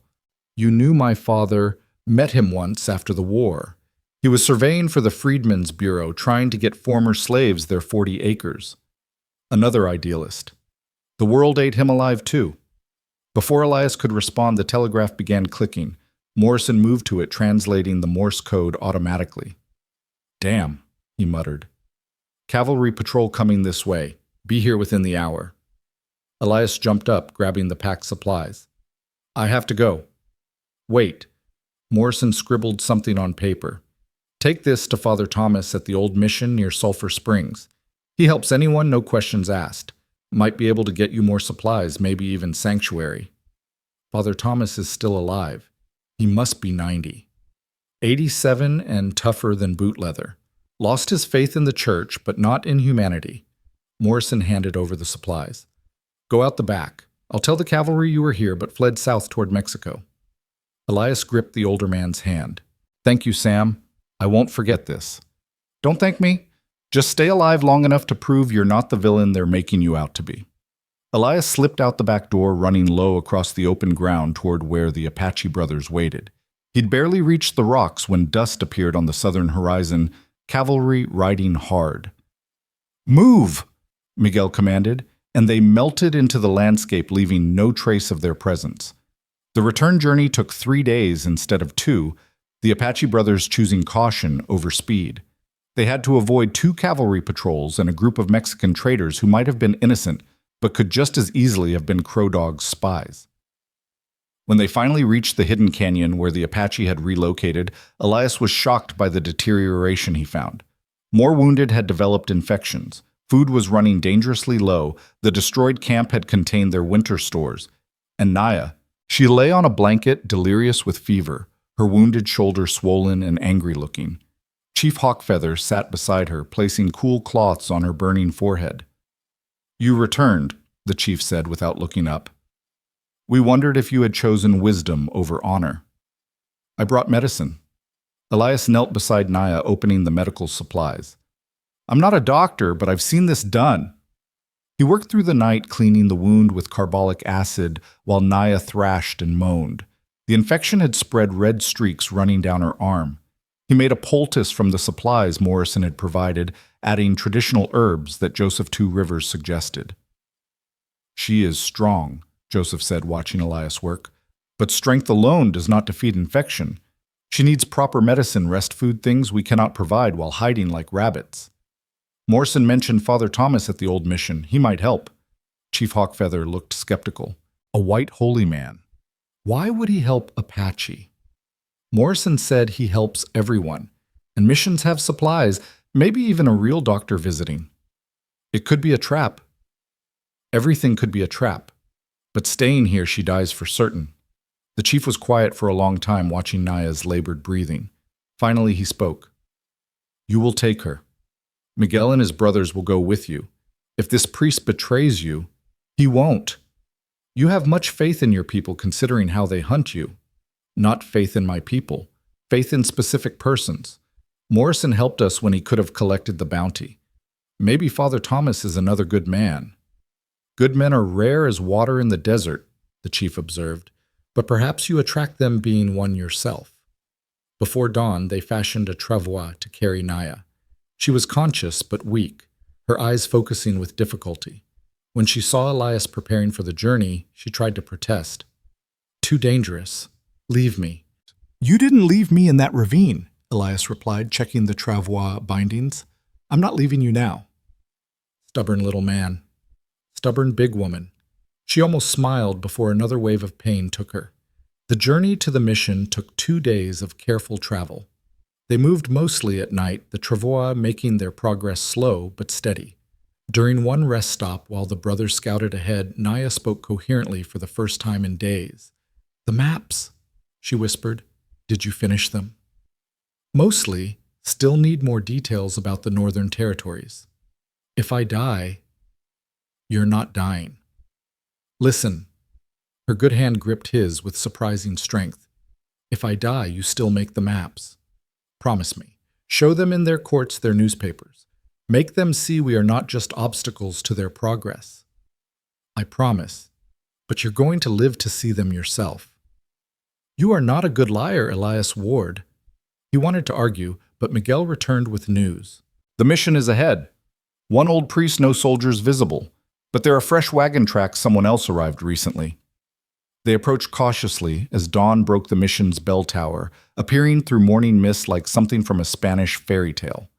The building was ancient by frontier standards, adobe walls thick enough to withstand siege, a courtyard with a well-small gardens where vegetables grew. Father Thomas emerged as they entered the courtyard, a scarecrow of a man bent with age but moving with determined purpose. His face was a map of wrinkles surrounding eyes that remained sharp and kind. "Travelers in need," he said simply, not seeming surprised by the unusual group. "Bring her inside. I have a room prepared." "How did you know?" "Samuel Morrison telegraphs when he can. Also, young lady, you are leaving quite a blood trail." They carried Naya into a small clean room with an actual bed luxury after weeks of sleeping on the ground. Father Thomas examined her wound with practiced efficiency. "Infected, but not gangrenous. You did well cleaning it. She needs rest nourishment time." He looked at Elias. "You are the surveyor Morrison mentioned." "Yes, Father." "The one with a bounty on his head from both the railroad and that unholy creature, Crow Dog." "The same." Father Thomas smiled an expression that transformed his ancient face into something almost impish. "Excellent. I haven't harbored proper fugitives in years. Keeps the blood moving." Over the next days, Father Thomas proved to be more than just a kind priest. He was educated speaking fluent Apache along with Spanish and English. He had medical knowledge gained from decades of frontier service. And he had connections traders who asked no questions, army officers who owed him favors, even Apache from various bands who trusted him. "You're wondering why I help," he said one evening as he and Elias changed Naya's bandages. She was improving, the fever broken though still weak. The thought crossed my mind. I came here 40 years ago to convert the heathen, save souls for Christ. You know what I learned? The Apache knew God long before I arrived. They just called him by different names, saw him in the wind and stone instead of bread and wine. He tied off the bandage carefully. The church called that heresy. I called it wisdom. So you lost your faith. No, I found it. Real faith, not the political machinations of Rome or Madrid. God is in the service, not the sermon. He stood, joints popping. Your maps, may I see them? Elias hesitated, then pulled out his work. Father Thomas studied them with obvious intelligence, asking pointed questions about water rights, seasonal variations, treaty boundaries. These are remarkable. You've captured not just geography, but anthropology, history, theology even. Theology. These sacred sites you've marked, they're not random. They form patterns, astronomical alignments, mathematical relationships, the Apache understanding of the divine through landscape. He traced connections Elias hadn't noticed. This could revolutionize how we understand indigenous spirituality. I just drew what they showed me. Exactly. You drew without imposing your own interpretations. That's rarer than you might think. Their conversation was interrupted by approaching horses. Many horses moving fast. Father Thomas moved to the window with surprising speed. Cavalry, he announced. A full troop. This could be problematic. Miguel and his brothers immediately reached for weapons, but Father Thomas raised a calming hand. No violence in the mission. It's been sanctuary for 40 years. I won't have that broken now. They'll search, Elias said. They'll find us. Not if you're hidden properly. Miguel helped me move Naya. There's a crypt beneath the chapel, uncomfortable but undiscoverable. Elias, bring your maps. They barely had time to descend into the hidden crypt before boots echoed in the courtyard. The space was tight lit by a single candle smelling of earth and age. Naya lay on an improvised bed, conscious but silent. The Apache brothers crouched in shadows, hands on weapons, despite Father Thomas's admonition. Through the floor they could hear voices, harsh, demanding. Know he was here, priest. His trail leads straight to your door. Many trails lead to God's door, Captain Reynolds. That's rather the point. Don't play games. Ward the surveyor. He's wanted for treason, murder, and theft of government property. Murder. How remarkable. Last I heard he was a rather small, bookish fellow, hardly the murdering type. He's allied with hostile Apache. That woman warrior who's been killing good American citizens. Ah, yes, the woman who defended herself against armed attackers. How villainous of her. There was a sharp sound, perhaps a hand slapping a table. Enough. We'll search the mission. Of course. You'll find several sick Mexicans, a traveling merchant recovering from snakebite, and far too many cats. I'm quite overwhelmed with cats lately. The search was thorough. They could hear furniture being moved, doors open, questions asked in angry tones. At one point, boots stopped directly above their hiding place. Elias held his breath, aware that Naya's hand had found his in the darkness. What's beneath the chapel? Reynolds' voice. The dead captain. 40 years of good Christians waiting for resurrection. Would you like to disturb their rest? Don't be macabre. I'm a priest in a desert mission. Macabre is rather my speciality. Eventually, frustratingly, the soldiers left. Father Thomas waited a full hour before releasing them from the crypt. They'll be back, he said simply. Reynolds is not stupid, just temporarily outwitted. You need to move on. Naya can't travel, Elias protested. She needs at least another week. 3 days. That's all I can give you. I'll spread word that you were seen heading toward Tucson. That might buy time. Over those 3 days, Naya's recovery accelerated. Whether from Father Thomas's medicines, Apache herbs, or sheer will, she regained strength faster than seemed possible. By the third dawn, she could stand, though her left arm remained weak. We head north, she announced, to the meeting of Four Winds. It's sacred ground where different Apache bands gather. Even Crow Dog wouldn't dare attack there. Will they accept me? Elias asked. You've shed blood for Apache. You've risked your life for our cause. More importantly, she held up his maps, which she'd been studying. You've given us weapons of paper and ink. Yes, they'll accept you. Father Thomas provided supplies, including a mule to carry equipment and give Naya rest when needed. As they prepared to leave, he pulled Elias aside. Morrison sent another message. Crow Dog has recovered from his wound and is gathering a larger force. He's also hired someone new, a tracker named Silas Moon, part Pawnee, part devil, if the stories are true. He can track a ghost through a thunderstorm. Why are you telling me this? Because you need to understand the stakes. This isn't just about maps anymore. Crow Dog has made it personal. He won't stop until you're dead. Or until he is. Father Thomas studied him. You've changed Mr. Ward. The small surveyor who Morrison described wouldn't speak of killing so easily. The small surveyor hadn't seen friends die for nothing, hadn't watched good people suffer for bad reasons. Be careful that frontier justice doesn't become frontier vengeance. That path leads nowhere good. They left that night, slipping away from the mission like spirits. Father Thomas stood in the doorway, blessing their journey in Latin, Apache, and Spanish, covering all spiritual bases. The journey north took 5 days. Naya grew stronger with each mile, though she still tired easily. The Apache brothers proved excellent companions, teaching Elias how to read signs, find water, move without leaving tracks. You learn quick for a white man, Carlos observed after Elias successfully identified week-old horse tracks. I had good teachers and proper motivation. The woman, Miguel asked with a knowing smile. The cause, Elias replied, though he didn't deny the other motivation. On the fourth night, camped in a hidden canyon, Naya spoke about the meeting of Four Winds. It's more than just sacred ground. It's where Apache law is strongest. Disputes are settled, alliances made, justice delivered. Your maps could be presented there, witnessed by all bands. That would give them power beyond any white court. Would the bands unite behind them? Unite Apache. She laughed, then winced as it pulled her healing shoulder. We are like your states, agreeing on some things, fighting over others.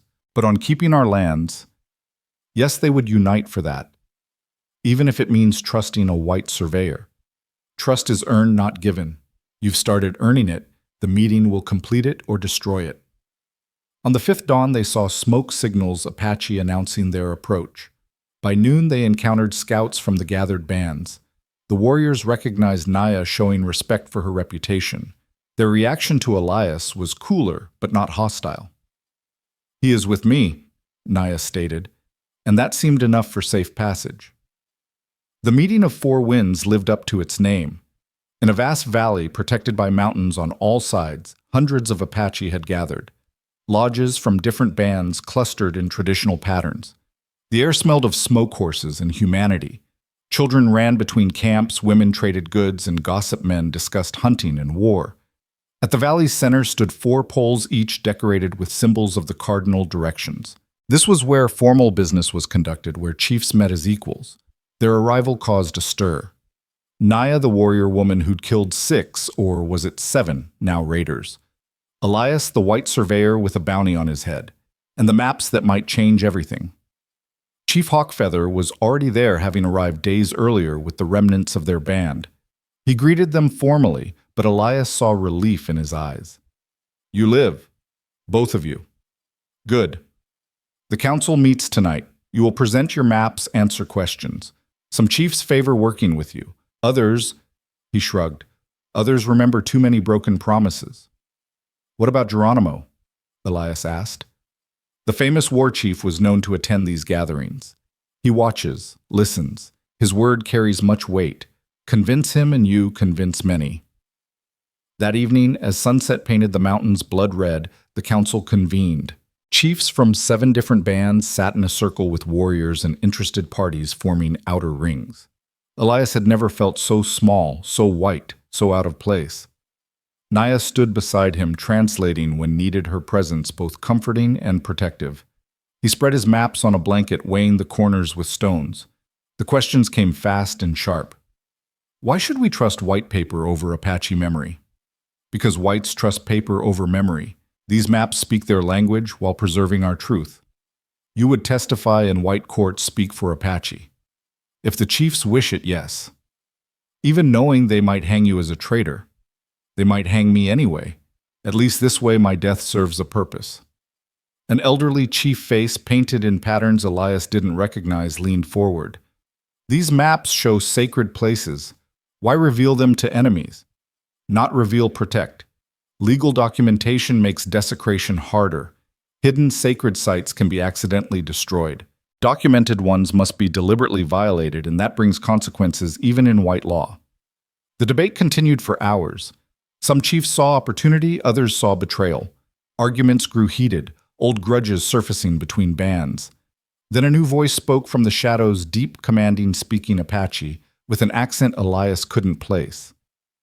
The little white man speaks well, but words are wind. What has he sacrificed for these promises? Geronimo stepped into the firelight. He was shorter than Elias expected, but radiated power like heat from forge iron. His eyes were dark pools that had seen too much, decided too much, lost too much.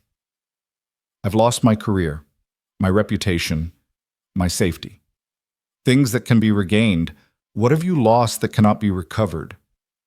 Elias thought about it, then pulled out a small daguerreotype from his shirt pocket, a picture of his sister Mary taken before he left Boston. My family thinks I'm dead. My sister, who raised me after our parents died, believes her brother was killed by savages. I can never go home, never explain, never see her again. That's what I've sacrificed. Geronimo studied the picture, then handed it back.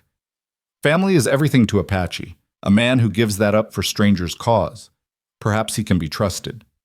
The war chief's provisional approval shifted the debate. By midnight, the council reached a decision. Elias would complete his maps documenting every band's territory. Warriors would protect him while he worked. In return, he would represent Apache interests in whatever forum necessary: courts, Congress, even international treaty negotiations. But know this, Chief Hawkfeather warned, you are now Apache and all but blood. Our enemies are your enemies. Our fate is your fate. As the council dispersed, Naya walked with Elias to the edge of the camp. The stars were brilliant in the clear mountain air, the Milky Way a river of light across the sky. You did well, she said simply. I was terrified. Good. Fear keeps you honest. The chiefs can smell false courage like rotting meat. They stood in comfortable silence, then Naya spoke again. Geronimo was right. You've sacrificed much. Why? Elias considered his words carefully. My father fought for freedom he'd never fully enjoy. Died believing the fight still mattered. I grew up thinking he was foolish, that survival was more important than principles. He paused, looking at the vast landscape spread before them. Then I met you, saw your people, understood what survival without principle really means, slow death generation by generation until nothing remains but memories and regrets. Pretty words, surveyor. Honest words, warrior. She turned to face him, her expression unreadable in the starlight. When my shoulder heals fully, I must return to fighting. Crow Dog still hunts, the army still comes, the war is not over. I know. You could still run, Mexico, Canada, disappear with your maps and knowledge. I could, but I won't. Why? He met her gaze directly. Because somewhere between that ravine and this moment, I stopped being just a surveyor.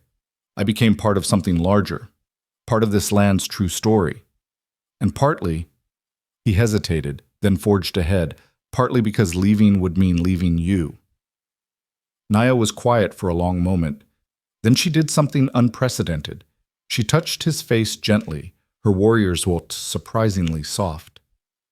You are no longer little map maker, she said quietly. You are Elias Ward.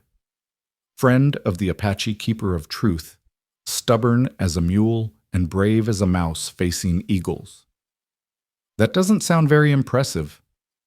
You haven't seen a mouse face an eagle. It's remarkable, even if brief. They both laughed, tension-breaking, but the moment was shattered by a commotion in the camp. Scouts were riding in hard horses lathered with sweat. The lead scout practically fell from his mount, gasping out his message. Crow Dog coming with 100 men. They know about the meeting. The camp erupted into controlled chaos. Warriors grabbed weapons, women gathered children, chiefs shouted orders in multiple languages. How far?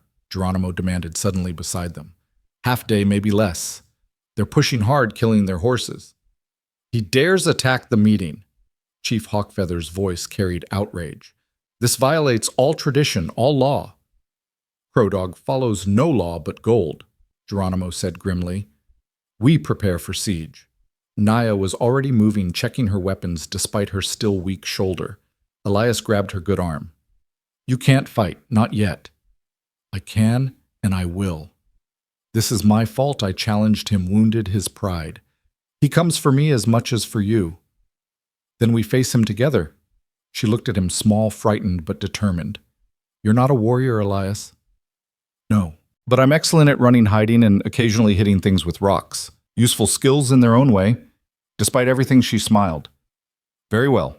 Together. As dawn approached, they could see dust on the horizon. Crow Dog was coming, tradition be damned, and the meeting of four winds was about to become a battlefield. The dust cloud grew larger as Crow Dog's force approached, but something unexpected happened. Instead of attacking immediately, they stopped just outside rifle range, forming a battle line that stretched across the valley's southern approach. A lone rider separated from their ranks, carrying a white flag. Geronimo spat in disgust. Now he wants to talk, after violating sacred ground. The rider was the same Mexican lieutenant with gold teeth who'd come to their camp before. He stopped at the designated neutral ground, waiting. After quick deliberation, the chiefs sent their own representatives, Geronimo, Chief Hawkfeather, and surprisingly they gestured for Elias to join them. Why me? Elias asked. Because this is about you and your maps, Geronimo said flatly. Face your enemy, learn his mind. They rode out slowly, Elias awkward on the Apache pony they'd given him. The Mexican grinned at seeing him. Ah, the little surveyor Crow Dog will be pleased. He has a message specifically for you. Speak, Geronimo commanded. Simple terms. The surveyor and his maps come with us peacefully. In exchange, Crow Dog withdraws no blood spilled on sacred ground. Refuse, he shrugged eloquently. You would attack the meeting of four winds. Chief Hawkfeather's voice carried deadly warning. Every Apache band would hunt you to the ends of the earth. Perhaps, but you'd be dead, so small comfort there. The Mexican leaned forward. Crow Dog also offers something else. Information about army movements. General Morrison has 3 columns converging on this valley. They'll be here by tomorrow sunset. You can fight us and be weakened when they arrive, or give us what we want and scatter with time to spare. Elias felt the chiefs tense beside him. If true, this changed everything. The gathered bands could fight off Crow Dog or the army, but not both. We need proof, Geronimo said. The Mexican pulled out a dispatch case, tossing it to them. Inside were genuine army communications patrol routes. unit designations, timing. Either Crow Dog had exceptional spies or someone in the army was feeding him information. 1 hour to decide, the Mexican said, wheeling his horse around. Back in the Apache camp, the debate was fierce. Some chiefs wanted to fight regardless, defending sacred ground to the death. Others argued for strategic withdrawal, saving lives to fight another day. Elias found himself at the center of a decision he never wanted to make. "I'll go," he said quietly. "If my surrender saves lives." "No." Naya's voice cut through the arguments. "That's not how this ends. You have a better plan." She looked at the assembled chiefs, then at Geronimo. "Crow Dog expects Apache to think like Apache, fight or flee. What if we think like him instead, like a businessman?" Geronimo's eyes narrowed with interest. "Explain." "He wants the maps for profit. What if we offer him something more profitable?" "We have nothing. We have information. The location of Spanish gold cached in the mountains. The route through the desert that Mexican smugglers pay fortunes to learn. The Army's own supply depot positions that he could sell to their enemies." She paused. "And we have me." "Absolutely not," Elias protested. "Listen, Crow Dog's pride is wounded. He needs victory, not just profit. I challenge him again properly this time. Single combat, but with stakes that matter to him. If he wins, he gets me as prisoner the maps and information worth 10 times their value. If I win, he withdraws and pledges to never hunt Elias or attack Apache gathering places again." "He won't honor such a pledge," Chief Hawkfeather pointed out. "His men will. They follow him for profit, not loyalty. If he publicly accepts and then breaks his word, they'll abandon him. Crow Dog knows this." Geronimo considered, then looked at Elias. "You would risk your woman for this." Elias started to protest that Naya wasn't his woman, but she caught his eye, shaking her head slightly. This was about Apache perception, not modern sensibilities. "I trust her judgment," he said simply. "But her shoulder will hold long enough," Naya interrupted. The chiefs conferred quickly. Time was running out, and the army's approach added urgency. Finally, Geronimo stood. "We accept with conditions. The fight is here in the sacred circle. All weapons down except the combatants, and win or lose, both sides honor the outcome." Within the hour, both forces gathered around the ceremonial fighting ground. Crow Dog's men, a mixture of white outlaws, Mexican bandidos, and renegade Indians, looked uncomfortable on sacred Apache ground but stayed disciplined. The Apache warriors formed the other half of the circle, weapons lowered but ready. Crow Dog entered the circle with casual arrogance. His wound from their last fight had healed into an angry scar across his ribs. He carried the same Bowie knife plus a tomahawk that looked more decorative than functional until you noticed its razor edge. "Same woman, same result," he called out. "Except this time I won't be so gentle." Naya entered from the opposite side, and Elias saw Crow Dog's confidence flicker. She had painted herself for war-white clay and red ochre in patterns that seemed to shift with her movement. Her twin blades caught the afternoon sun like liquid silver. Despite her recent injury, she moved with fluid grace. "Terms are accepted," she asked formally. "Accepted and witnessed," Crow Dog replied loud enough for all to hear. They began to circle each other, and Elias noticed immediately that both had learned from their last encounter. Crow Dog was more cautious, less aggressive. Naya favored her right side, protecting her weakened left shoulder. The first clash came fast.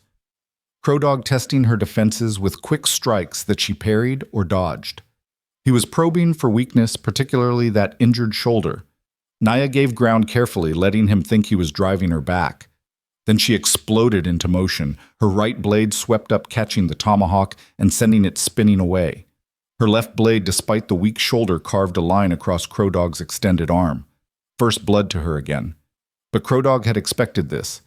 As she committed to the attack, he stepped inside her guard, his free hand grabbing her injured shoulder and squeezing.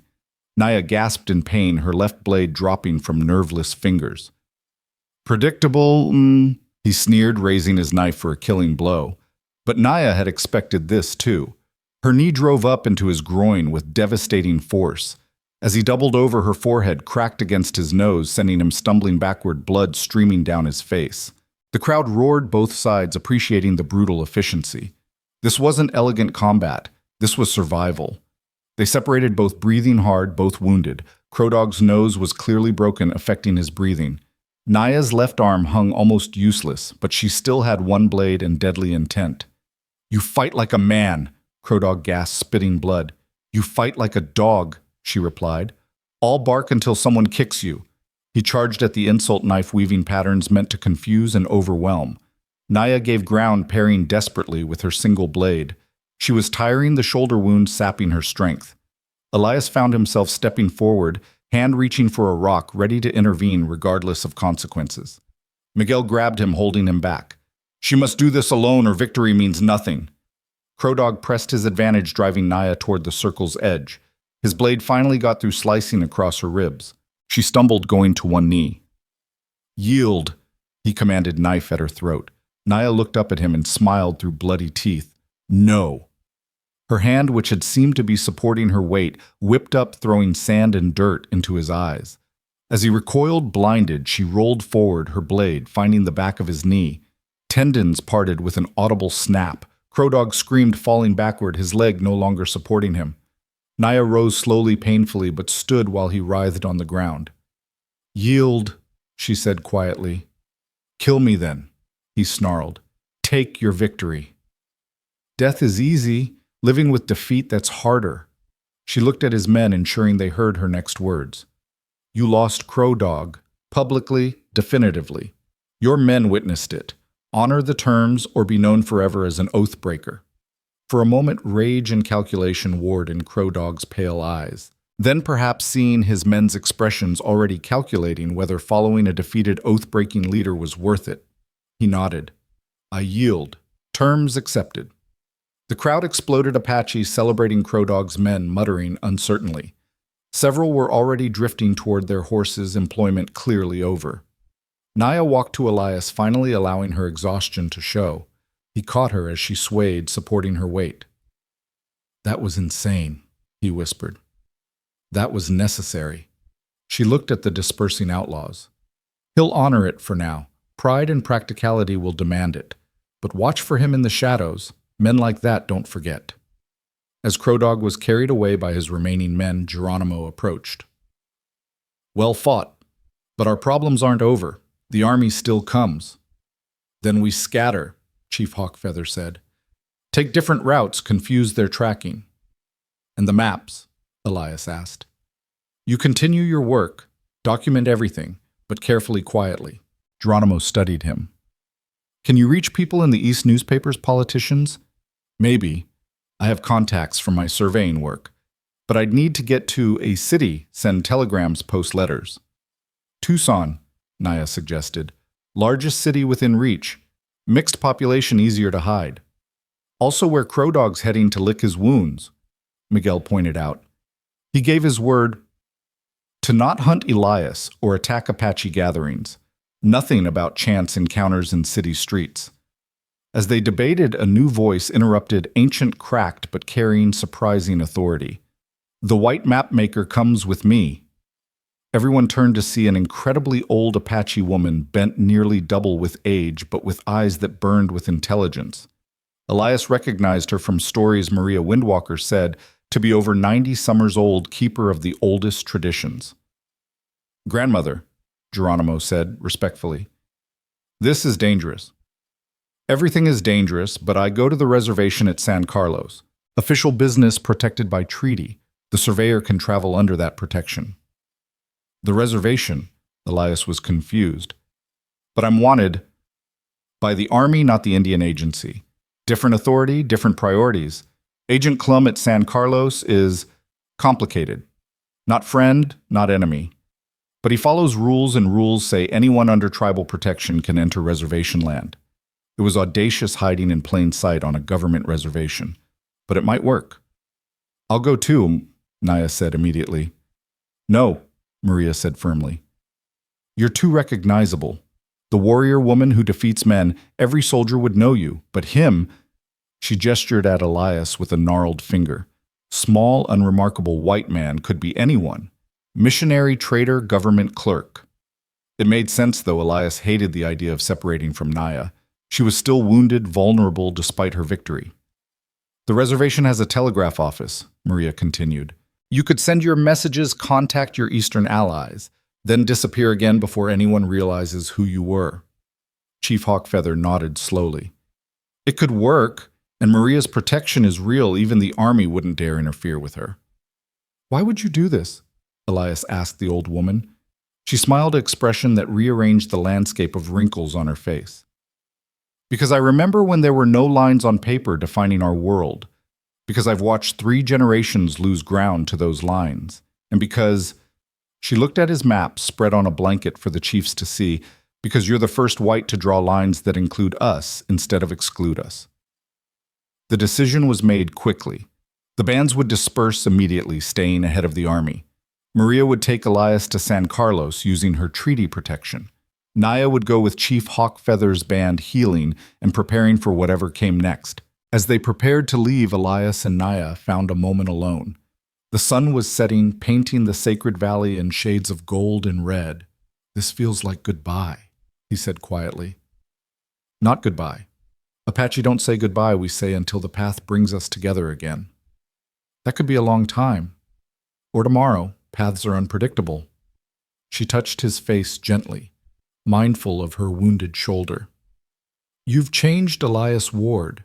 When we met, you were a man who drew lines. Now you're a man who crosses them. When we met, you were a warrior. You still are. We're all warriors in different ways. Your weapons are ink and paper, mine are steel and strength. Both necessary. She kissed him, then surprising them both. It was brief but intense tasting of blood and dust and possibility. Stay alive, she whispered against his lips. You too. Maria's cracked voice interrupted. Young people, always making simple things complicated. Come, mapmaker, we have miles to cover. The journey to San Carlos took 4 days traveling with Maria's small group, 2 younger women who were her granddaughters, and an old warrior named Joseph, who served as protection more through reputation than ability. Maria proved to be exceptional company. Her memory stretched back to the Mexican War, and she'd personally known every major Apache leader for 3 generations. As they traveled, she filled gaps in Elias's understanding. Your maps show what is, she said one evening, but not what was or what might be. Let me tell you about the time before the lines. She spoke of Apache territory before American or Mexican claims, when boundaries were set by agreement between bands marked by natural features respected through tradition rather than force. It was a sophisticated system that Elias frantically documented in his notebooks. The whites think we wander randomly, Maria explained, but every movement has purpose. Summer hunting grounds here, winter camps there, sacred ceremonies at specific times in specific places. It's a calendar written on the earth itself. On the 3rd night, they encountered an army patrol. Elias's heart nearly stopped, but Maria handled it with practiced ease. I am Maria Windwalker, traveling under Treaty of 1872 to San Carlos Reservation, she announced formally. These are my family and household. The sergeant in charge, a young man clearly out of his depth, examined her papers nervously. And the white man, my translator and scribe, I'm old sergeant. My eyes fail. He reads the white papers for me. It was so boldly stated that the sergeant didn't question it. They were allowed to pass, though Elias felt eyes following them until they were out of sight. You see, Maria said quietly. Sometimes the best lie is mostly truth. You are translating between worlds. You are my scribe recording what I know before I join my ancestors. San Carlos Reservation appeared on the 4th day, a collection of adobe buildings, army tents, and traditional Apache wickiups spread along the Gila River.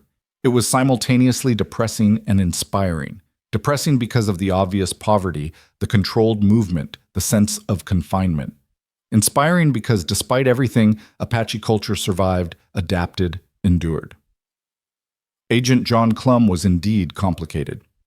A young man, perhaps 30, with the bearing of someone trying to do right within an impossible system. He received Maria with genuine respect, though his eyes narrowed seeing Elias. I don't recognize your translator, Maria. He's new, from the East, speaks our language well, understands our ways. And his name, Elias's mind raced. Thomas Morrison, he said, combining the priest's and telegrapher's names. Clum studied him carefully. Well, Mr. Morrison, I hope you find your work educational. Maria, you're welcome, as always. Your usual quarters are prepared. As they walked away, Maria chuckled. He knows you're not who you claim, but John Clum is smarter than most. He'll watch Wait decide if you're useful or dangerous. The reservation's telegraph office was in the agency building, frustratingly public. Elias would need to be clever about sending messages. Meanwhile, he continued working with Maria, who proved to have an encyclopedic knowledge of Apache territorial claims. This spring, she would say, pointing to his maps, has been Apache for 20 generations. We have songs about it, ceremonies performed there. That's ownership in any culture. On the second day at San Carlos, unexpected visitors arrived: James Crow Feather and the tribal police they'd met weeks ago. Interesting to see you here, Mr. Morrison, James said with a knowing look. I heard you were headed for Mexico. Plans change, Elias replied carefully. James pulled him aside, speaking quietly. Crow Dog's in Tucson recruiting again. His legs crippled, but his hate stronger than ever. Word is he's put out a new bounty, not on you specifically, but on those maps. Anyone who brings them gets $1,000. He gave his word to not hunt you personally, others doing it for money. That's just business. James studied him. Why are you really here? Elias decided on honesty. To send messages east, to make people understand what's happening here. And you think words on paper will change anything? Words on paper started this country. Maybe they can save part of it too. James was quiet, then nodded. The telegraph operator Henley drinks heavily.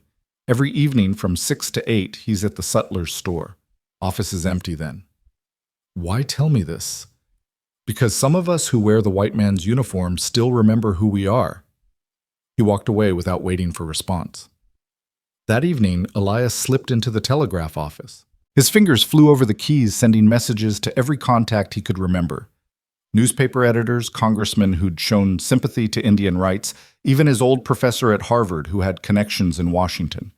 Each message was carefully crafted, talking about documented Apache territories, sacred sites protected under existing treaties, alternative railroad routes that avoided conflict. He didn't sign his real name, but included enough detail that the right people would know the information was legitimate. He was so focused that he almost missed the door opening behind him. Agent Clum stood there, expression unreadable. Mr. Morrison, or should I say Mr. Ward? Elias's hand moved toward the knife Naya had given him, but Clum raised a peaceful hand. I'm not here to arrest you. In fact, I've been expecting something like this. He closed the door behind him. Maria Windwalker doesn't travel with random translators. And your telegraph messages. Yes, I've been reading. The copies are too detailed to be anything but authentic. What do you want? The same thing you do, oddly enough. Peace, prosperity, a future where Apache and whites coexist. Clum sat down heavily. I'm not naive, Mr. Ward. I know the system I serve is designed to destroy these people, but from inside I can sometimes soften the blow. Your maps, your documentation, they could help. Why should I trust you? You shouldn't, but consider I could have arrested you the moment you arrived. Instead, I'm offering you something valuable. Time. Meaning, General Morrison's forces have found the abandoned meeting ground. They're following tracks in all directions, but they'll come here eventually. You have perhaps 3 days before they arrive. I can delay them slightly, bureaucratic confusion about jurisdiction, but not stop them. And in exchange, leave copies of your maps with Maria. She trusts me enough to share them eventually. They could help in treaty negotiations, land disputes, resource allocation. It was a gamble, but Elias sensed sincerity in the man. I'll consider it. Do. And Mr. Ward, your woman, the warrior. She was spotted 2 days ago heading north with Hawkfeather's band. The army's not pursuing that direction yet. Elias's relief must have shown because Clum almost smiled. 3 days. The agent repeated, leaving as quietly as he'd come. Over the next 2 days, Elias worked feverishly. He created multiple copies of his maps, each focused on different aspects. Water rights, sacred sites, traditional hunting grounds, mineral deposits. Maria helped her knowledge, filling in details he'd missed. You're creating weapons, she observed. Paper weapons for paper wars. Is that wrong? No, it's evolution. We fought with spears, then arrows, then guns. Now we must fight with laws and documents. You're teaching us a new way of war. On the morning of the third day, Army scouts appeared on the horizon. It was time to go. Maria had arranged everything: a trader's wagon heading to Tucson, hidden compartments for Elias and his maps, even false papers identifying him as a missionary heading to Mexico. You've done much for someone you barely know, Elias told her. I know enough. You see us as people, not problems. That's rarer than gold in these lands. She pressed something into his hand, a small leather pouch. Apache traveling token. Any of our people will recognize it, offer aid if they can. As the wagon pulled away, Elias looked back at San Carlos, at the controlled, diminished, but still surviving Apache community. Agent Clum stood in his office doorway watching. He raised a hand, slightly acknowledgement, perhaps approval. The journey to Tucson took 2 days. Hidden in the wagon's false bottom, Elias had time to think, to plan. His messages had been sent, his maps were secure, and somewhere to the north, Naya was alive and free. But as Tucson's adobe buildings appeared on the horizon, he knew his greatest challenges lay ahead. Crow Dog was there, crippled, but still dangerous. The army was hunting him. The railroad wanted him dead or discredited. The trader, a Mexican named Roberto, who asked no questions for the right price, stopped at the edge of town. This is as far as I go, senor. Tucson is not safe for anyone these days. Crow Dog's men are everywhere, and they're looking for something, maybe someone.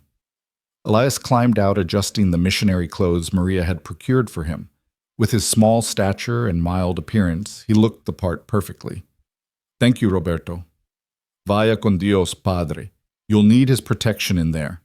Tucson was indeed a dangerous place.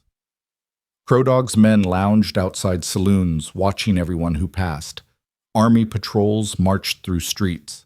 Mexican traders, American settlers, Chinese laborers, and displaced Indians all mingled in uneasy proximity. Elias made his way to the one place he thought might offer sanctuary, the actual Catholic mission on the town's edge. The priest there, Father Miguel, was known to be sympathetic to anyone in need. But as he approached the mission, he saw a familiar figure sitting on the steps, the Mexican lieutenant with gold teeth, Crow Dog's right hand. Ah, the missionary arrives, Gold Teeth said with a knowing smile. Crow Dog thought you might come here. He wants to talk. He gave his word, and he'll keep it. Just talk, nothing more. He's got a proposition that might interest you. Against his better judgment, Elias followed. They went to a hacienda on Tucson's outskirts, well guarded, but not ostentatiously so. Crow Dog waited in a courtyard, his crippled leg elevated a cane beside his chair. Mr. Ward, or should I say Father Morrison? He smiled coldly. Impressive transformation. What do you want, Crow Dog? Direct. Good. Here's my proposition. I know you've sent messages east. I know copies of your maps exist. That cat's out of the bag, as they say. But I also know something you don't. Which is, your sister Mary isn't in Boston anymore. She came west looking for you, arrived in Fort Grant last week. The Army's using her as bait, hoping you'll surface. Elias felt the world tilt. Mary here in danger because of him. You're lying. Crow Dog produced a recent newspaper from Fort Grant. The headline read, Eastern Woman Seeks Missing Brother, Generous Reward Offered.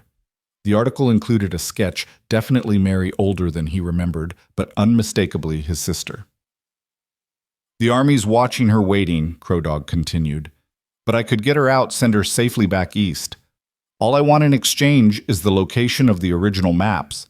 Not even the maps themselves, just where they're hidden. So you can destroy them. So I can control them. Information is power, Mr. Ward. I've learned that's more valuable than quick profit. Elias's mind raced. Mary in danger, Crow Dog offering help. Every instinct screamed trap, but if Mary was really here, I need proof she's actually at Fort Grant, and safe. Fair enough, Crow Dog gestured to Gold Teeth. Take him to see. But Mr. Ward, this offer expires at sunset tomorrow. After that, your sister becomes just another casualty of frontier violence. The ride to Fort Grant took most of the day. Gold Teeth and 2 other men escorted Elias, keeping to back trails. As they approached the fort, they stopped at a rise overlooking the settlement. There, Goldteeth pointed to the hotel beside the fort. Second floor, third window. Elias borrowed field glasses and looked, his heart clenched. Mary sat by the window reading. She looked tired, worried, but unharmed. Two soldiers stood guard outside her door, visible through the hall window. Satisfied? Goldteeth asked. Elias nodded, mind already working on plans. He had to save Mary, but not at the cost of everything he'd fought for. There had to be another way. They returned to Tucson as darkness fell. Crow Dog waited impatiently. Well, she's there. I'll consider your offer. Consider fast. Sunset tomorrow, or she becomes a very tragic story. Elias left the hacienda, his thoughts chaotic. He needed help, but from whom the Apache were scattered. Naya was far to the north, and he was alone in a hostile town. Then he remembered the leather pouch Maria had given him. The Apache traveling token. Near Tucson's poorest district, where Apache scouts and reservation jumpers sometimes gathered, he found a small cantina. The owner, an ancient Apache woman selling questionable liquor to desperate men, saw the token when he paid for water. Her eyes widened slightly. She served him, then whispered, "Back room, 1 hour." An hour later, Elias sat in a dim room facing 3 Apache men he didn't recognize. They studied the token, then him. "Maria Windwalker gave you this," one asked. "Yes. She said any Apache would offer aid." "What aid do you need?" Elias explained quickly, his sister Crow Dog's ultimatum, the impossible situation. The 3 men conferred in rapid Apache. Finally, their leader spoke. "You are the map maker who fights for our lands." "I try to." "Then we help. Not for you, but for what you represent. Tomorrow we create distraction at fort. You get your sister. But know this, we risk much. You must succeed. How will you Our concern. Be ready at dawn." They gave him rough clothes, a horse, basic supplies. No names were exchanged, no details of their plan. Just trust between strangers bound by common cause. Dawn came too quickly, painting the desert in shades of amber and gold. Elias waited on the ridge overlooking Fort Grant, his borrowed horse nervous beneath him. The Apache men had given him simple instructions: when the smoke rises, ride hard for the hotel's rear entrance. They would handle the rest. He didn't have to wait long. An explosion rocked the fort's ammunition depot, sending a pillar of black smoke into the morning sky. Soldiers ran from every direction, shouting orders and scrambling for water buckets. A second explosion followed, then a third controlled chaos that drew every available man to fight the spreading fires. Elias spurred his horse down the slope, riding hard for the hotel. The streets were empty, everyone either fighting the fire or watching the spectacle. He dismounted behind the building, tying the horse to a post with shaking hands. The rear entrance was unlocked. The Apache had been thorough. He slipped inside, taking the stairs 2 at a time. The hallway was deserted, the guards having abandoned their post to help with the emergency. Mary's door was locked, but Elias had learned much in his time with the Apache. The blade Naya had given him slipped between door and frame, lifting the simple latch. The door swung open, and there she was. His sister sat by the window, watching the chaos at the fort. When she heard the door, she turned and her face went pale. "Elias..." "Mary." His voice cracked with emotion. "We have to go. Now!" She stood slowly, as if in a dream. "They said you were dead, killed by Indians. I came to claim your body to take you home." "I'm very much alive, but we need to leave immediately, or that might change." Mary's practical nature reasserted itself. She grabbed a small bag already packed and followed him without further questions. They'd made it halfway down the stairs when footsteps echoed from below, soldiers returning. "Window," Elias whispered, pulling Mary toward a hallway window that opened onto a shed roof. They climbed out, slid down to the alley, and ran for the horses. "Can you ride, but?" he asked. "I learned, part of coming west to find you." They mounted and rode, not galloping, which would draw attention, but moving steadily toward the edge of town. Behind them bells rang and voices shouted, but whether about the fire or their escape, Elias couldn't tell. They'd gone perhaps a mile when riders appeared ahead. Crow Dog's men led by Goldteeth. "Well, well," the Mexican grinned. "The map maker keeps surprising us. But you missed your deadline. No deal. I got her out myself. I owe you nothing. You owe us for the trouble. Hand over the map's location, and we let you pass." More riders appeared from the sides they were surrounded. Mary pressed closer to Elias, fear evident in her eyes. "I don't have them," Elias said truthfully. "They're with the Apache." "Then you're worthless to us." Goldteeth drew his pistol. The shot that rang out didn't come from his gun. Goldteeth toppled from his saddle, blood spreading across his chest.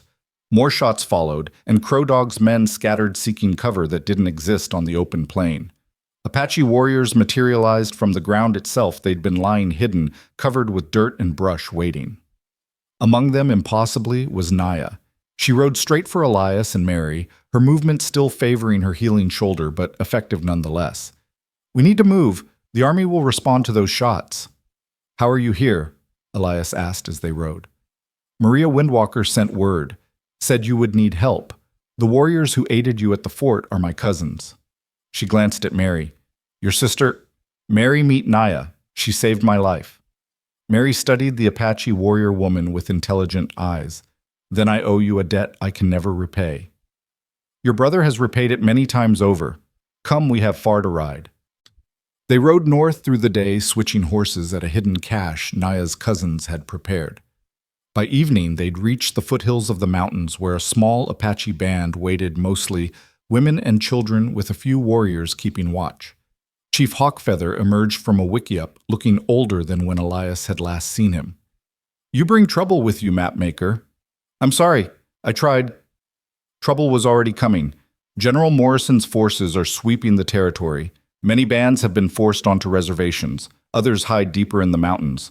Your maps may be our only hope now.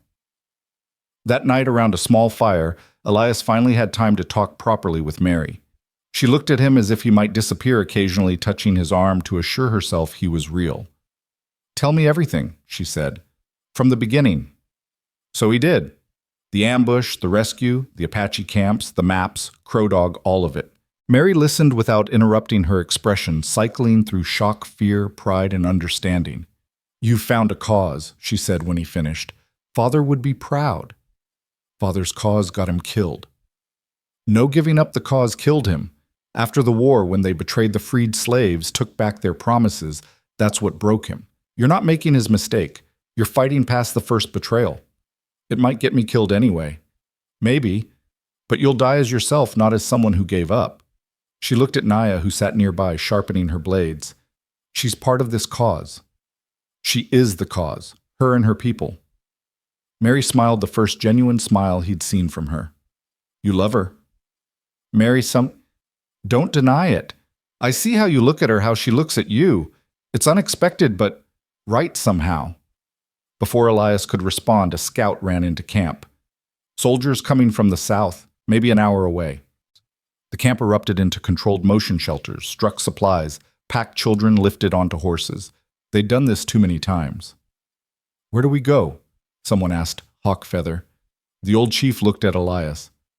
"North to the meeting of Four Winds again. It's sacred ground, even Morrison might hesitate to attack there." "He won't hesitate," Naya said grimly. "Not anymore. The rules have changed." "Then we make our stand there," Hawkfeather decided. "Better to die on sacred ground than be herded onto reservations like cattle."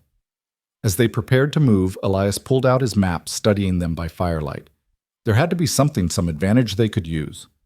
"Wait," he said suddenly. "The meeting of Four Winds. It's at the confluence of two rivers, right?" "Yes, though one is dry this season. But the riverbed is still there, and here," he pointed to his topographical notes, "there's a network of caves where the rivers once ran underground." Naya understood immediately. "Defensive positions, escape routes." "More than that. If we position correctly, use the terrain," he began sketching rapidly. "We could make a small force seem larger, control the approach routes, maybe even negotiate from a position of strength." Hawkfeather studied the sketches. "You think like a war chief now, not just a mapmaker." They reached the meeting of Four Winds just as dawn broke. The sacred poles still stood, though some had been damaged by the army's previous visit. The band immediately began implementing Elias's defensive plan. Warriors positioned in caves and high ground, creating overlapping fields of fire. The women and children were moved to the deepest caves with multiple escape routes. Mary worked alongside the Apache women, helping prepare defenses. She'd removed her Eastern dress, borrowing practical clothing, and Elias was struck by how quickly she'd adapted. "You don't have to stay," he told her. "You could claim you were kidnapped, returned safely. And leave you again? No. We're family, Elias. Where you stand, I stand." General Morrison's forces arrived at midday, 2 full companies of cavalry plus Apache scouts. They formed up just outside rifle range flags, flying brass gleaming in the sun. Morrison himself rode forward under a white flag, accompanied by 2 officers. Hawkfeather, Elias, and Naya met them in the center ground.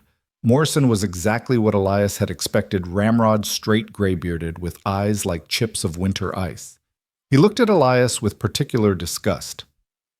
"Mr. Ward, you're under arrest for treason, murder, and theft of government property."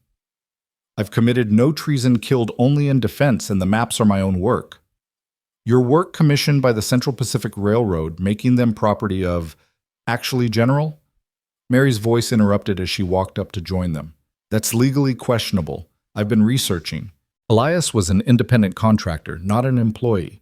Unless his contract specifically assigns all rights, which I doubt, knowing railroad lawyers prefer ambiguity.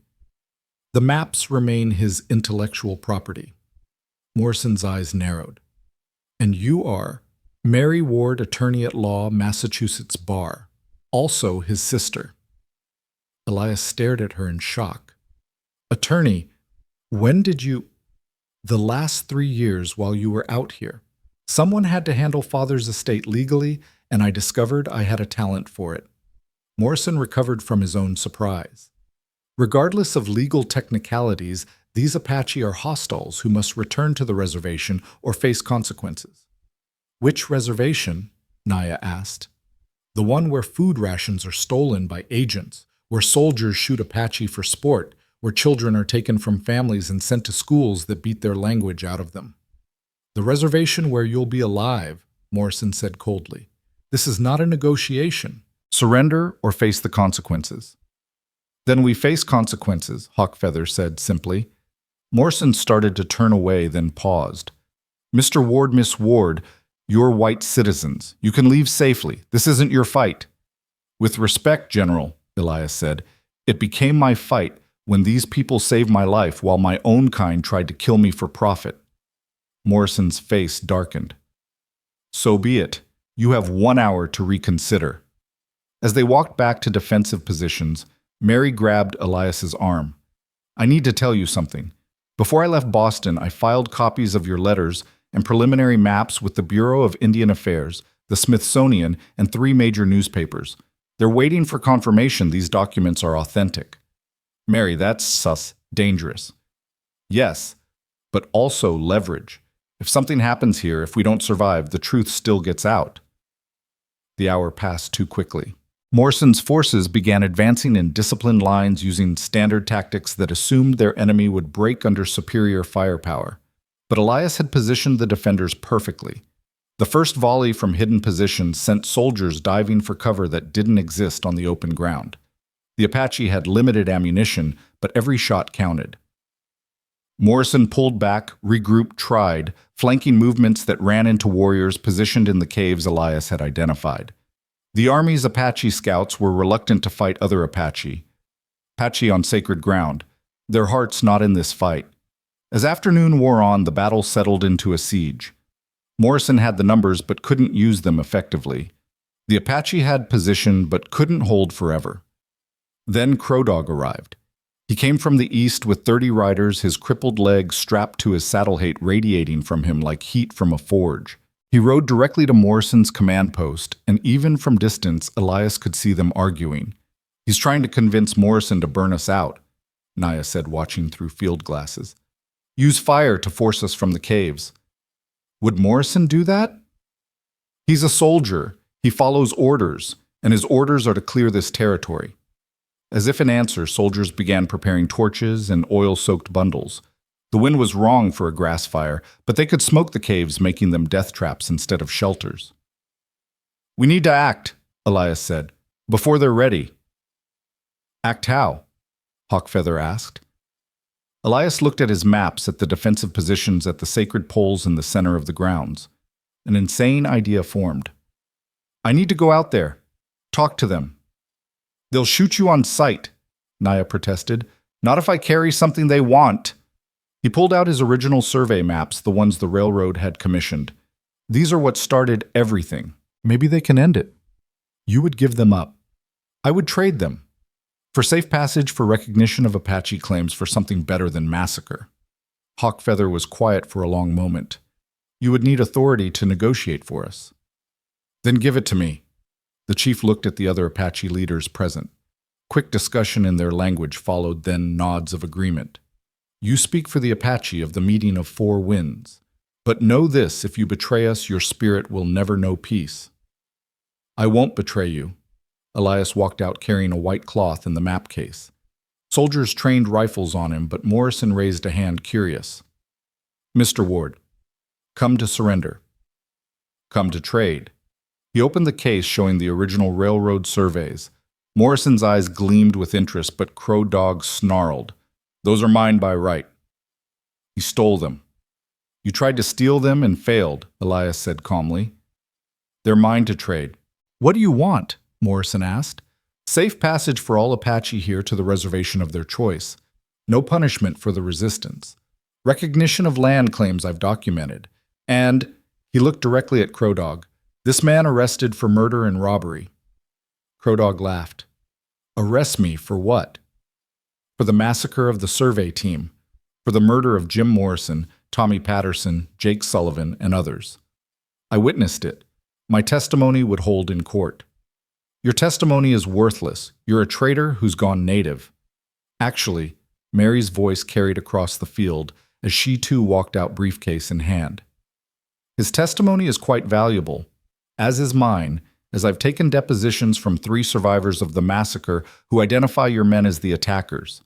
She produced papers from her briefcase. Sworn statements, General, legally witnessed and notarized at Fort Grant. Your own soldiers helped prepare them.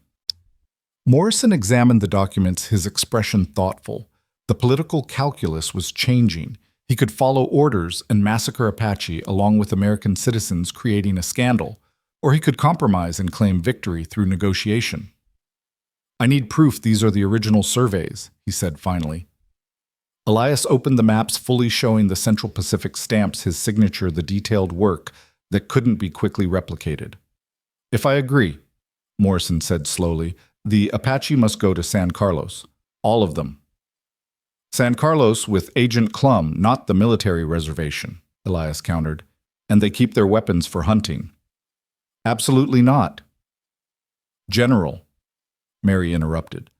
I should mention that tomorrow, newspapers in Boston, New York, and Washington will publish articles about this situation. They're waiting for telegraph confirmation of the outcome. You could be the general who negotiated peace or the one who massacred women and children on sacred ground. Your choice. Morrison's jaw clenched. He looked at his forces at the defensive positions at the late afternoon sun. A frontal assault would be costly, and darkness would make it worse. Crow Dog, he said finally. You're under arrest. What? You can't. Crow Dog reached for his gun, but soldiers were already moving. He was pulled from his horse, disarmed, bound. The Apache have 1 hour to prepare for movement to San Carlos, Morrison announced.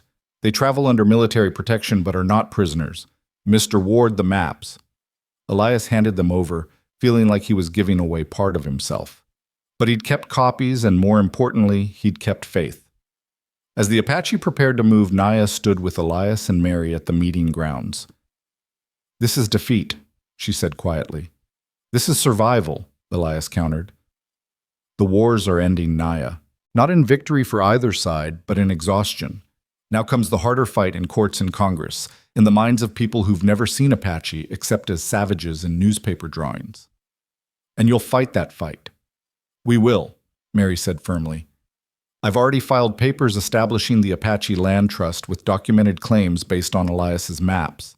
It'll take years, maybe decades, but legal recognition is possible. Papers and promises, Naya said bitterly. Papers and promises backed by proof, Elias said. and by people who won't give up. The movement to San Carlos took 3 days. True to Morrison's word, they traveled under protection, not as prisoners. Crow Dog, chained in a prison wagon, glared hatred at Elias whenever their paths crossed. At San Carlos, Agent Clum waited with something approaching a smile. Mr. Ward, or should I say the most wanted and most celebrated man in the territory. Celebrated. Your letters reached their targets. The Bureau of Indian Affairs is sending investigators. Congress is asking questions, and 3 major newspapers want exclusive interviews. He turned to Mary. Miss Ward, your legal filings have caused quite a stir. The Apache Land Trust is being taken seriously in Washington. Seriously enough to matter. Time will tell, but it's a beginning. As the Apache settled into San Carlos, far from ideal, but better than many alternatives, Elias stood with Naya overlooking the Gila River. What now? She asked. You have no maps to make, no surveys to complete. I have dozens of maps to make. Every Apache band, every sacred site, every water right. Years of work documenting what's been ignored. And I have people to protect children, to teach the old ways before they're forgotten. We could do both, Elias said carefully. Together. She looked at him, this small white man who'd somehow become part of her world. An Apache warrior and a white mapmaker.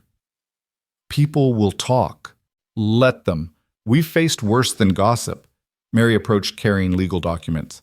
I need signatures from tribal leaders. Naya, will you help me? Papers.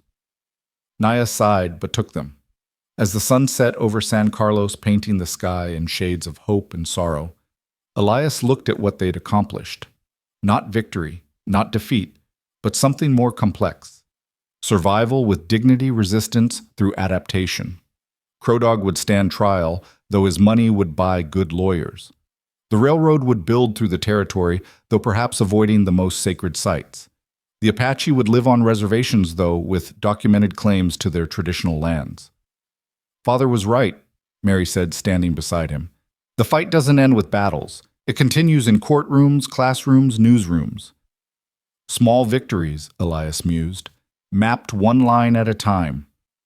In the distance, Apache children played traditional games while their parents built new homes in an old land. It wasn't the ending anyone had planned, but it was a beginning. Months later, in a San Francisco courtroom, Elias testified at Crow Dog's trial. The man was convicted of robbery, though acquitted of murder. Witnesses had disappeared, been bought, or been intimidated. Still, 10 years in prison was something. As Crow Dog was led away, he passed close to Elias. This isn't over, surveyor. No, Elias agreed. It's just starting. Mary's legal work bore fruit slowly. The Apache Land Trust gained recognition, protecting certain sites from development. Not all they'd hoped, but more than they'd had. Naya and Elias married in a ceremony that combined Apache tradition and Massachusetts pragmatism, officiated by Father Thomas, who traveled from his mission for the occasion. You realize, the old priest said, that you're crossing boundaries that can't be uncrossed. Every important step crosses those boundaries, Elias replied. Years passed. The railroad came through following a modified route that Elias had suggested, longer, more expensive, but avoiding the worst conflicts. The Apache adapted, survived, endured. Some traditions were lost, others evolved, but the people remained. Elias continued mapping, now teaching young Apache to survey their own lands, document their own claims. His maps became evidence in land disputes, water rights cases, mineral claims. Small victories accumulated like survey points, building toward something larger. Naya became a bridge between worlds, teaching Apache children English while ensuring they knew their own language, helping them navigate the changing world while keeping their roots strong. One evening, years later, as they sat watching their own children, a boy with his mother's strength and his father's curiosity play with Apache and white children alike, Naya asked, "Was it worth it? Everything we sacrificed." Elias thought of that ravine where she'd saved him, of the blood spilled and friends lost, of maps drawn and redrawn, of boundaries crossed and recrossed. "Ask me in another generation," he said, "when these children draw their own maps." She smiled, that fierce warrior's smile that had first captivated him. "Then we'd better teach them to draw true lines." In the distance, the whistle of a train echoed across the desert. Not the death knell of the Apache, but simply another sound in the continuing story of the land. The Iron Horse had come, as prophesied, dividing the world. But division, Elias had learned, could also create definition. And with definition came recognition, with recognition came rights, and with rights came hope. His maps hadn't saved the Apache world, but they'd helped document it, preserve it in paper and law and memory. Not victory, not defeat, but continuation. And in the American West of 1885, continuation itself was a form of triumph. The last map Elias would ever draw was not of territory, but of connections lines linking Apache bands to their lands to their traditions to their future. It was never officially filed, never legally recognized, but copies found their way to every Apache community, every sympathetic politician, every archive that would preserve it. It was titled simply, "The True Territory of the Human Spirit." And unlike boundaries drawn in earth or paper, those lines could never be erased.